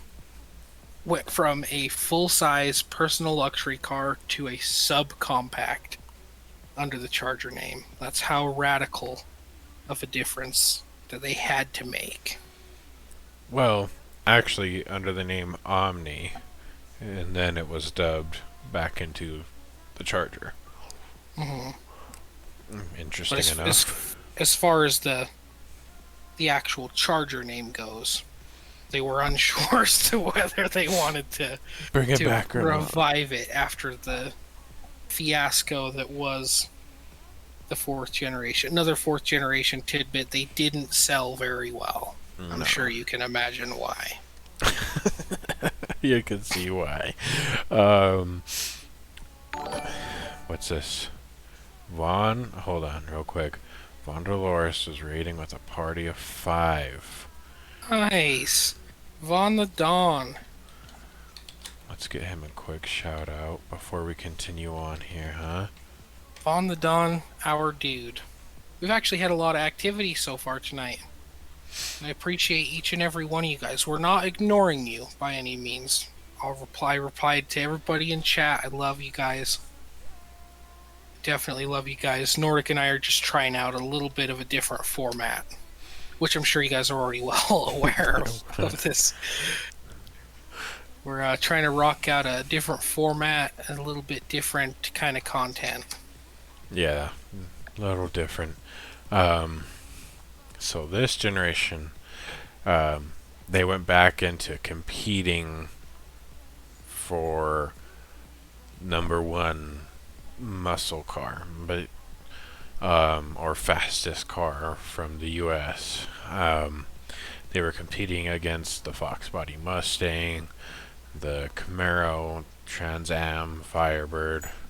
Um, Carroll Shelby came in. They called it the Shelby Charger because, of course, it needed Shelby's name in it. Um, it's kind of funny. The engine that he did is just a revamped version of the 2.2, um, with some aesthetics And a turbo. Yeah, and Single a turb overhead cam. Now keep in mind too, at this point in time, 1982 through 87, we had a ton of new badass Japanese imports that were coming in that were literally sweeping the market. Yep. Toyota and Honda, Nissan, they were sweeping the market, Mazda. and American manufacturers. Yeah, even Mazda had a few. They were probably one of the lesser known at the time in 82 through 87, but they still were doing their thing. Honda and Toyota, however, were killing it with car sales. They were outselling pretty much every other manufacturer on the market, and the US manufacturers were coming in trying to take some of that interest back, trying to take some of that money back and put it into their pockets. So what was hot at the time was these cool little sleek Japanese front wheel drive, low displacement vehicles. So when Shelby was helping Dodge with this, they were like, okay, well, let's see what's popping. So they're like, okay, well, let's build this Shelby Charger, front wheel drive, subcompact, hatchback, with either a 5-speed manual or 3-speed auto, with a 2.2 liter naturally aspirated for the people who wanted it as a little daily driver kind of commuter car, single overhead cam, or you could get the 2.2 liter, same motor, was just fettled, tuned a little bit, and had a turbo. Yep. It was the same as single overhead cam, but the turbo was only available with standard. You couldn't have it if you wanted the 3-speed auto. You had to be a driver, damn it, to get this car. You know? It's true. And even along with Carroll Shelby coming and doing his thing, the cells still weren't as good as its competitors. The power that it was making was up there, but it wasn't with the competitors. Not quite where they could have gotten it. It's their best package was their Carroll Shelby fettled turbo 2.2 Yeah. that produced 148 horsepower at 160 pound-feet of torque. Yep. Which was coming from a non-intercooled T3 Garrett turbo system. So that's where your 146 horsepower was coming from. I'm sorry, guys. I'm sorry. I'm trying to be serious. Oh, no. Well, you're not wrong, because around the same time as the Carroll Shelby version of this came out, you also had the GNX, which was turbocharged but was a V6. And was intercooled. Almost makes you wonder why they didn't do something similar. Yeah, I think what they were trying to do is they were trying to appeal to what was the hot sellers. Because people were starting to move away from buying those square body, what were starting to be considered older looking vehicles. And people were starting to buy the cool, hip, trendy, smaller, lightweight hatchbacks, coupes that were all being imported in from Japan mostly. Yeah. So I think they tried to hit a target market that they missed the target by a few miles. Now, don't get me wrong. I would rock the hell out of a Shelby Edition Charger. I would. I would rock the hell out of one. I would completely redo the way the turbo system worked and put a godforsaken intercooler on it. You know? And the T3 is not a bad little baby Garrett turbo. It's dope. Like, it was a little ball bearing Garrett turbo. Cool. Super sweet. I'd rock it. It looks very similar to the Fox Body Mustang of the time. Yep. Somewhat reminiscent to like the third gen Camaro body style. You know, they were all kind of in the same class, same market, fighting against each other. Yep. But all throughout 82 through 87, horsepower packages and options stayed exactly the same. The only difference was the electronics in the vehicle were upgraded, probably because of failures. If I were to take a wild guess, but everything stayed the same: power, engine packages, the looks, paint options. So that's 5 years worth of this vehicle Wyoming basically homeowners, sitting all the electric stationary. companies are Unfortunately, raising their rates. Well, as unfortunate as it is, they did have a pretty cool promo video that we're going to show. And let's just keep in mind that the 70s and 80s were not a good time for the U.S. markets. they were a strange time. So hold your horses. I'll play the audio like I have with all the rest of the videos. Okay. But I'll play the audio for you guys on my side, for those of you who aren't in Nordic's stream.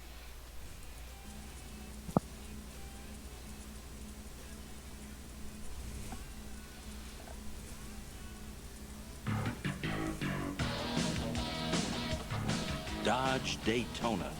New power and emotion on the streets. New worlds of excitement.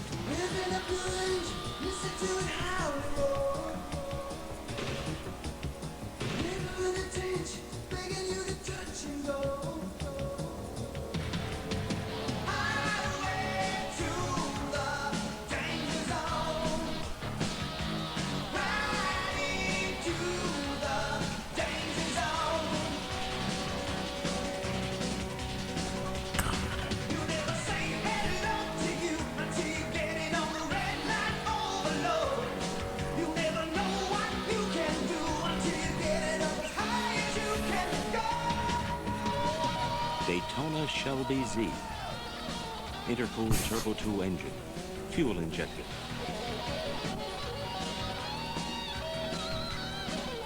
Experience the outer edge of technology in power and performance. Move to the sophistication of Daytona Pacifica. Technology redefining the luxury sports car.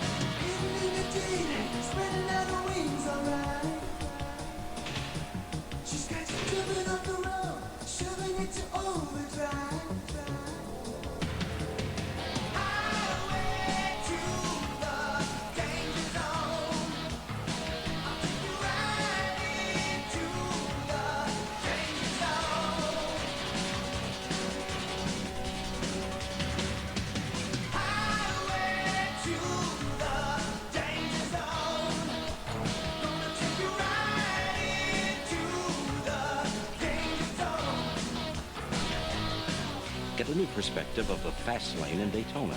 Surprisingly affordable, equipped the way you like. The Daytonas from Dodge. Drive one today and bring the highway to life. Dodge, setting new standards of performance. Good Lord. Yeah. Now, as cool as that was, and I know you guys dig that, they probably spent their entire budget for the commercial on getting Kenny Loggins to do a totally different version of Danger Zone than his album version, because that's what that was. Yep. It most definitely was Danger Zone. Now, whether it was Kenny Loggins is, you know, I don't know whether it was, but it was most definitely not the album version of Danger Zone. And they couldn't get Tom Cruise to be in the commercial because this was probably around the time when Top Gun was popular. Yep.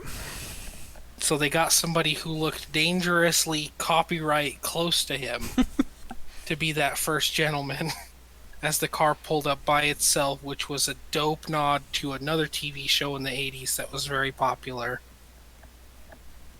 But it didn't feature a Dodge. It featured a Pontiac.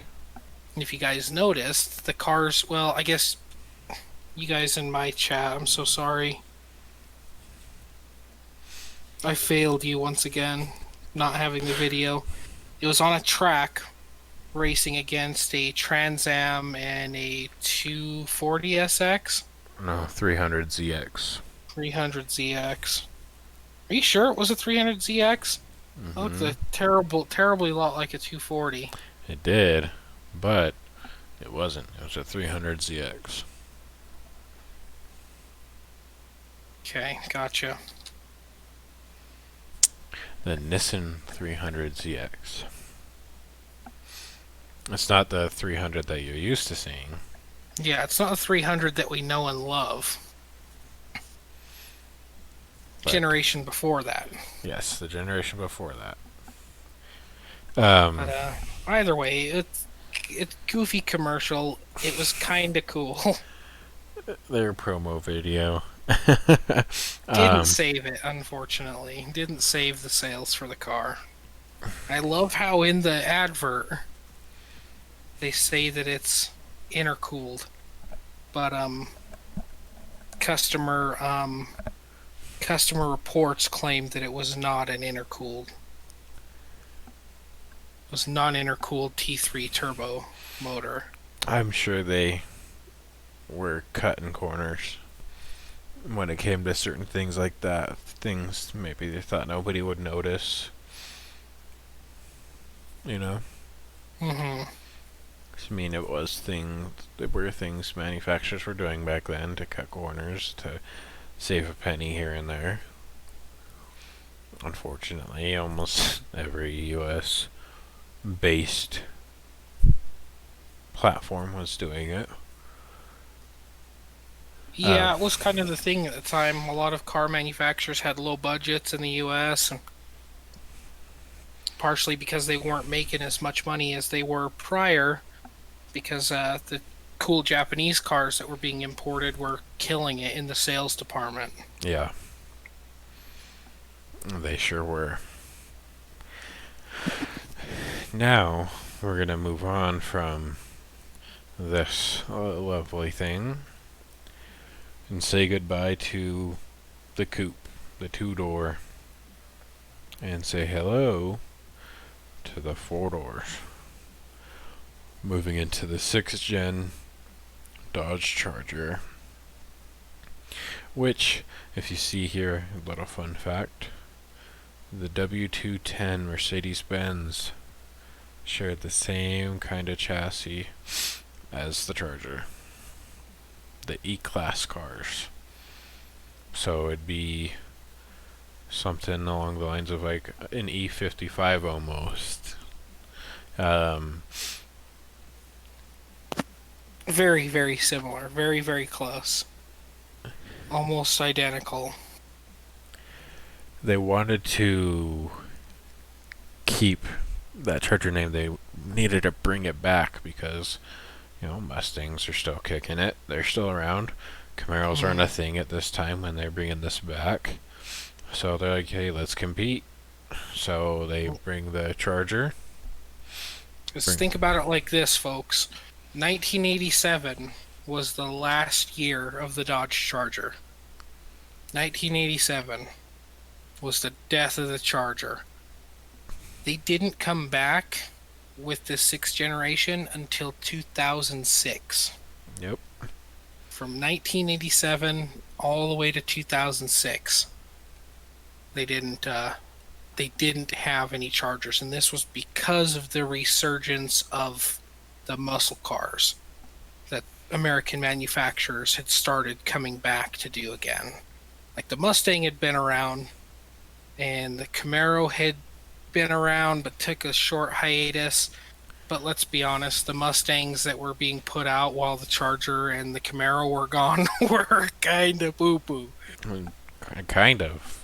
They were poo-poo. We'll The touch on that a Terminator- different day. Terminator's kind of dope, but that's for a different show. Different episode.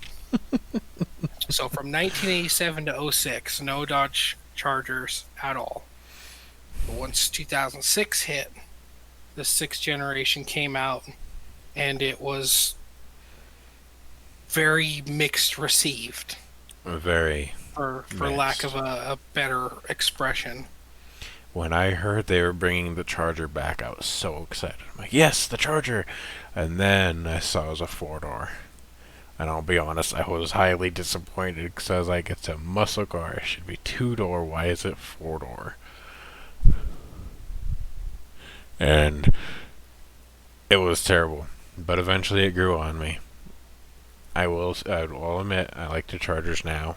But back They did- then, it wasn't They my did thing. do some cool stuff. Between 06 and 2010, they had some cool performance bumps that made that big 4-door goofy chassis perform fairly good.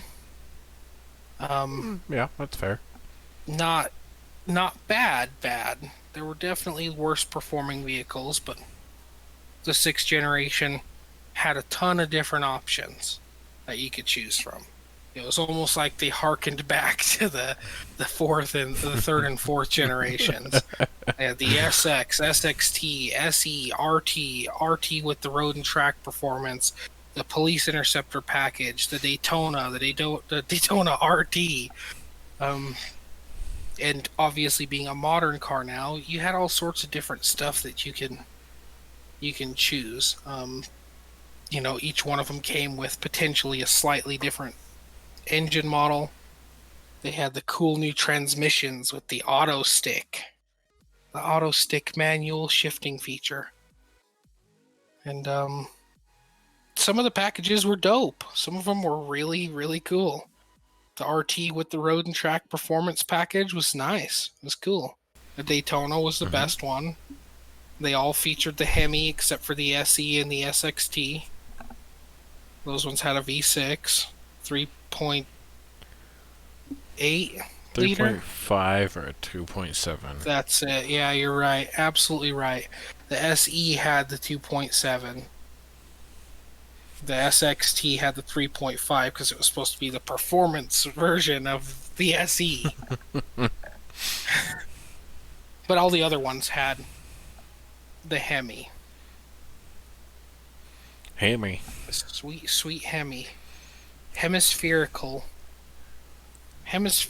compression chambers at the tops of the pistons inside the heads where the fuel and air mix, compress, and ignite. One of the coolest / weirdest engine designs on this planet. I will agree. Very, very cool. In the 5.6 of this generation did have good power. It wasn't nothing to put your nose up to or down to, whatever that saying is. It had good numbers, but Not because too shabby. it was for how heavy it was, it still moved pretty good. And the heft of them has a decent reasoning behind it as well because of the safety standards Yeah. for modern vehicles. Unfortunately, a lot of these big four-door sedans or saloons, they kind of have to be built heavy. A lot of Mercedes are built heavy, BMWs are built heavy. Um, Even like the two-door coupes that are the muscle cars from the U.S. are heavy, but they're built because they have to be within safety regulation for crash tests. This is true. I couldn't have said any better. The safety protocols drastically changed from the 60s to the mid 2000s. You're going from a time where there's no such thing as an airbag. What's an airbag? To we need an airbag in every corner facing every person that could potentially be in the car. Yep, on every pillar. We have a fun little video here. Before we do the video, there is one engine for the 6th generation that's not in the slideshow. The Charger SRT8, that was the top package option that wasn't offered until later in the 6th generation. I do believe it was 2010 was the Charger SRT8 that had the 6.1 liter Hemi. Right, I forgot to put that in there. It had the 5-speed automatic transmission from Mercedes-Benz, and that one was fully loaded. Power, everything, automatic climate control. It had special badging, special grill, unique spoiler. It had the unique Charger colors that you could get, front fascias, the whole 9 yards. That was their peak. Their peak deliciousness was the 2010 Charger SRT8 with the 6.1. Thanks for adding that in there, because I totally forgot to put that in. It was only the one model year that they did it before they changed again. We are going to transition into this video real quick. Do you need the link for this, or are you just going to play the audio? I'll play the audio for my chat. I feel like it would just be doing us a disservice if I started playing video. It's almost 7 videos in, I feel like. We'll be much more prepared for the next one. We kind of had to throw this one together in a couple of days, so we'll be a lot more organized moving forward with this. Yes, we will. Nordic's done a great job. I've done a terrible job. That's not true. This is not true. He lies. Look at that belt line, that stance, that grill. It's not just American craftsmanship. It's an American craftsmanship. It's a 5.7 liter, 368 horsepower, 25 miles per gallon Hemi V8 get me out of here manship.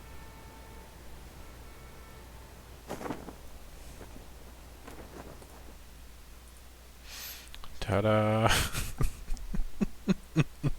As you can tell, they were much more straight to the point. And the reason why they touted the gas mileage thing is because of the fact that muscle cars are notoriously known for being very shitey on gas mileage. Yep. So what Dodge did when they introduced this generation's Hemi, they created it with an eco feature. So the deeper you are into the pedal, the more power, more gasoline is going to be used. However, the less you use the pedal, you actually it kicks off 2 cylinders. So you're only using 6 of the 8 cylinders in the Hemi. And keep in mind, this was only available for the 5.6 /5.7 and 6.1 that was used in these vehicles. It had that eco feature that allegedly got you 25 miles per gallon highway. Thank you for the fun, interesting fact, because I don't think a lot of people really knew about that or know about that. Um, and speaking of gas mileage and muscle cars, we move into our next, the 7th generation, or the current generation of Dodge Charger. The exterior and interior were pretty much totally revamped, keeping the sedan. The front fascia, the rear, everything changed. Not only changed once, but changed twice. Yeah, twice. 2011 to 2014, they actually had a facelift from the 6th generation.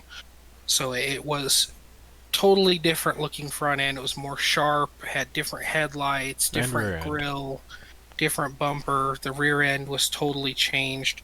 So this one that's pictured currently is the most recent remodel that they did of the Charger, but there is one that's just prior to this that, in my opinion, is the second best looking Charger that they've ever made. I will agree with you there.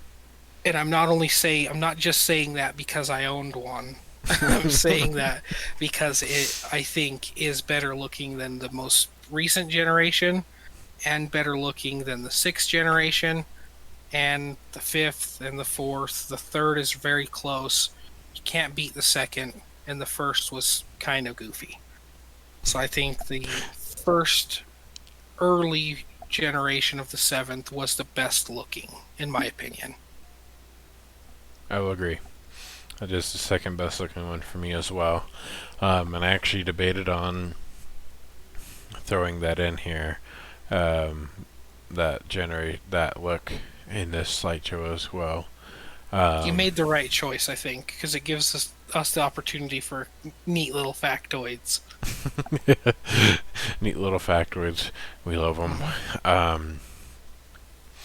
This generation, we got tons of different models. We have all-wheel drive ones, rear-wheel drive ones, anywhere from your base, your SE, SXT, SRT, Hellcat. Yeah, on the packages and engines, you got pretty much all of them. Base, SXT, SXT Plus, GT, RT, SRT, SRT, Hellcat, Demon. Yep, that's the one that I left out, was the Demon. That's going to be a new one. Brand new one. Isn't that new for 2020? I think so. I think you're right. Plus then, on top of that, they've also got the Charger wide body as well. Yep.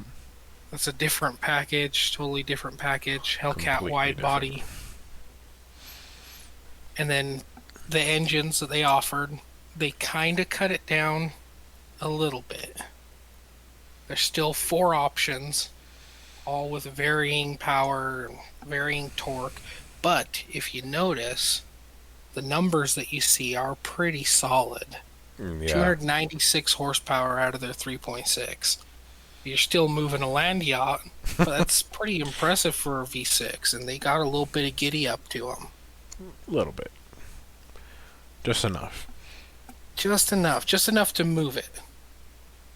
Doesn't have enough brake power to stop it, but it can definitely move it.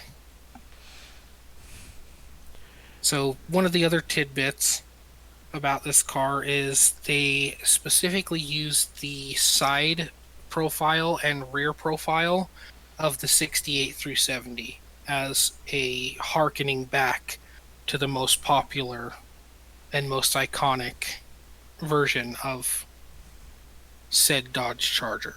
Yep. So if you ever have the chance, you probably have seen them. They're the big LED strips that are insanely bright that go from one side of the car all the way to the other, which was actually a feature that Dodge touted for the 2nd generation. And they brought it back, and I think they did a good job with the styling on the 7th generation. I really do like the way that they look, as well as the way that they drive. And again, not only because I had one, but because I actually do. I think that it's very nice. just for your guys' information, I actually had a 2014 Dodge Charger Super B edition.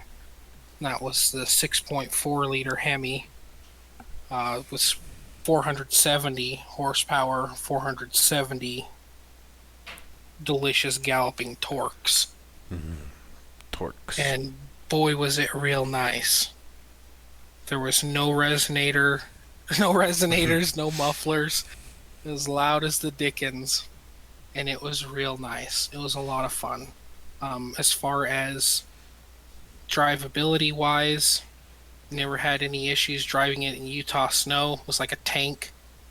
Had all the modern amenities, beautiful, luscious, comfortable racing seats, every amenity you could think of in there. Gigantic 8-inch touchscreen, full-on entertainment setup. Yeah. It was very cool. It was a very cool car, and I think that the way that the American manufacturers are making the modern muscle cars, I think they are on the right path. I feel like they've only gotten better since they've really started taking them seriously again. Yeah, I couldn't have said it any better. The 6.2 V8 supercharged V8 that comes in the Hellcats. Imagine what that would have been like in your Super B. That's got a 2-liter supercharger on it. That thing would have been insane on a Super B. Ooh, it would have been real nice. And boy, was I planning it. But I decided to go another direction when I started pursuing streaming. This is true. But yeah, those Hellcats, they have a 2-liter supercharger on it. That's as big as most modern 4-cylinder motors. Most of them are 2-liter with a turbo. These bad boys got a 2-liter freaking supercharger. It's glorious. It is Brembo glorious. brakes. The higher end models have partnership with Brembo. They did big 4-piston Brembo brakes and slotted rotors and bigger diameter exhaust piping. You get live G-force readings, 0 to 60 timings, quarter mile, eighth mile drag times. It just has the coolest stuff on these newest ones that probably the guys that were engineering these cars way back in the day would have loved to have the technology to be able to do that with the older Chargers. This is true. The Brembo brakes that come with those are a force to be reckoned with. They're big. Massive. They're probably 17-inch discs. It sounds about right. They're massive because they have 20-inch wheels. The performance models of the Dodge Charger have 20-inch wheels, and the brakes are humongous. But it is a big car. It's a lot of mass, a lot of power. If you're gonna go fast, you gotta stop fast. You have to be able to stop fast. And boy, howdy, they let them have it with these ones for sure. You need to stop real quick, those Brembos will light up. It's a lot of fun. This has actually been a really cool experience for me, guys, and I'm really grateful for Nordic for allowing me to have the privilege to co-host with him tonight. Because this has actually been kind of a dream/goal of mine since I started streaming. I've always been really big into talk radio, personally, myself, and I've always wanted to be a guest or co-host or even start a podcast. I actually had talks of it not too long ago. But you got to prioritize stuff, and the normal stream took priority at the time. So I'm eternally grateful for Nordic for allowing me to be his guest tonight, and I'm more than grateful for all of you guys who have hung out the entire 2 hours, 16 minutes of this craziness so far. I am really grateful, Nordic. Thank you for letting me do this with you and making the topic my personal favorite vehicle. I really appreciate that. Yeah, of course. We've got one last video here to show chat for Do the it, guys. 7th gen Charger. But real quick, just thank you, Utah, for being here and making this possible. Man, I appreciate you. I really do. Here we go. This is a 2-minute video. I hope you're ready for this one, Utah. Here we go, chat.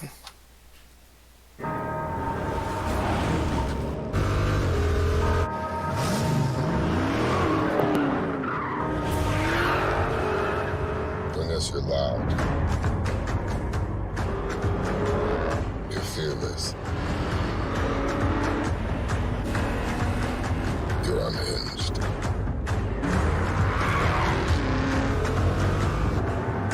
Everyone in the world deems too wild and restless. Go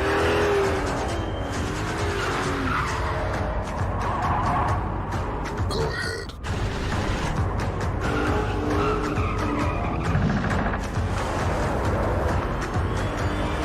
Bring him to us.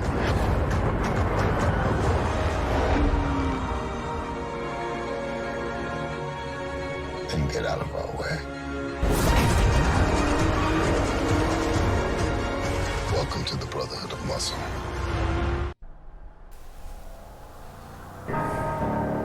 It's not our blood that binds us. We don't need to watch the other end of it, 'cause it's just another version of that commercial. Vin Diesel just melting the tires on that Hellcat, man. Just melting it. The Brotherhood of Muscle, ladies and gents. It's what Dodge has become. And for those of you who are checking out the stream there's a very nice quote from George Murphy. The Dodge Charger embodies modern American muscle, and at the same time carries on a great performance heritage. It was only natural to give a nod to that heritage with the reintroduction of a famous Dodge performance nameplate and a high-impact heritage paint name.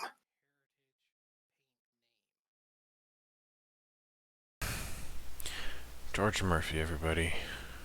So with Dodge, they have a bunch of cool iconic paint colors that were used on their iconic cars back in the day that are available for their modern vehicles.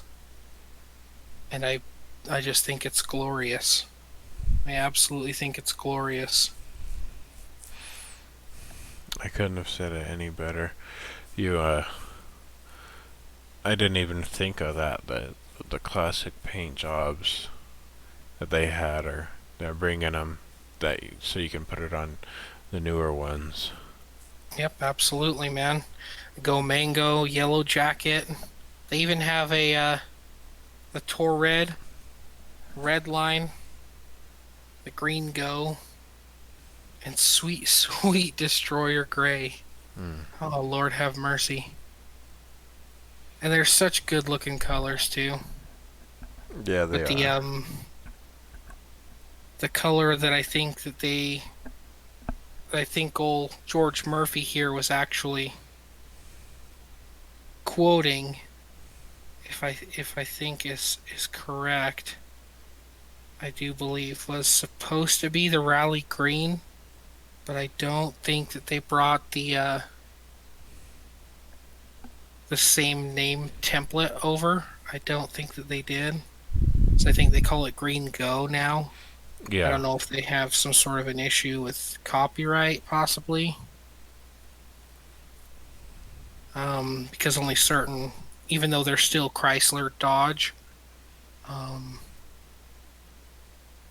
I think that there's only certain ones they can do. As a matter of fact, you know what? The one he's talking about is Sublime. That's the color that Challenger was, that was in the commercial. Sublime. That's goes all the way back to 1970. Excuse me. Throwing it way back. Yeah, it goes all the way back to 1970 on their Charger, last of the second generation.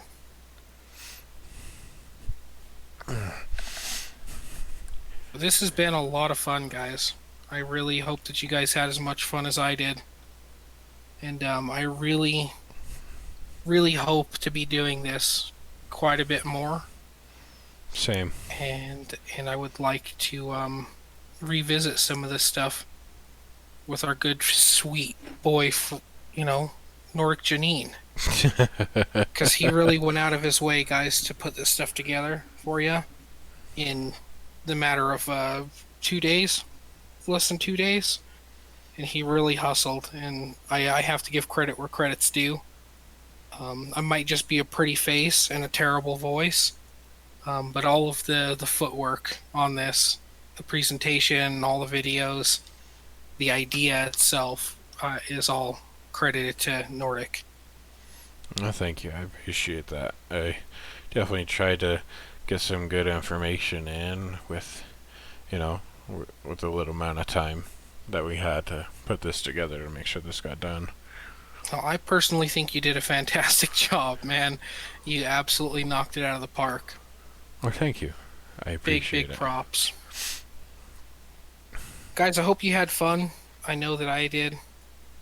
I think I should shut the hell up for a minute and let Nordic give you the nod here. What nod? Bum, bum, bum, ba, da, da. No, really though. We thank everybody for sitting here for almost 2.5 hours listening to the history about the Dodge Charger and fun facts and little bits and pieces of things you may have known or may have not known.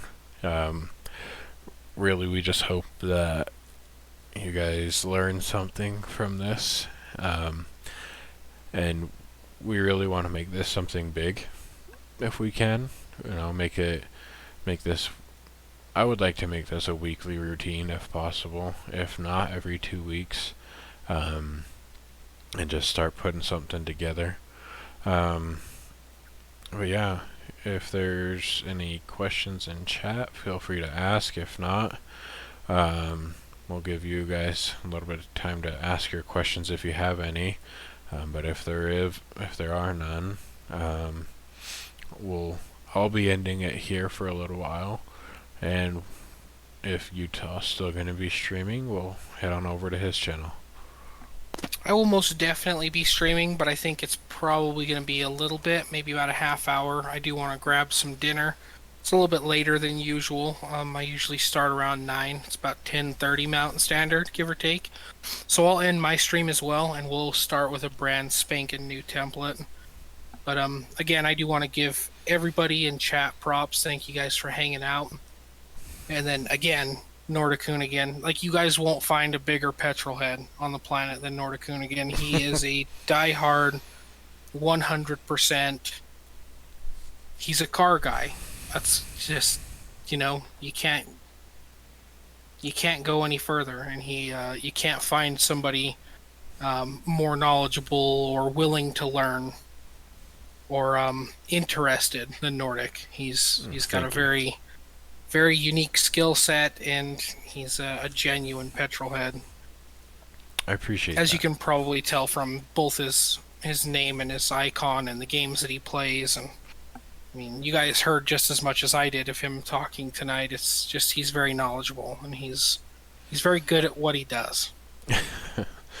Well, thank you. I do appreciate the kind words. It's not a problem, man. You make it easy to do. Yeah, whatever. Get out of here. Hey, get out of here. But we're gonna end it off here, guys. I myself am gonna find somebody to raid real quick, just to pass you guys off to somebody interesting while things get put back together here. I'm sorry, guys. I have my stupid soundboard up, and I am neurotic with it. I'm so sorry. I apologize, Nordic. You're good. Fortunately for you, I can't hear what you're doing. That'll teach you. I'm gonna drop that's these right. guys You off. can't. Chat can though, and the Yeah. stream can hear us still. Yeah, your chat can hear it, but I can't. Your chat can hear it too. Oh, can they? I wasn't Yeah, it's listening. all delicious sound effects. I think we're gonna raid somebody too, guys. Let me find somebody real quick. I'm gonna drop these guys off at Pun.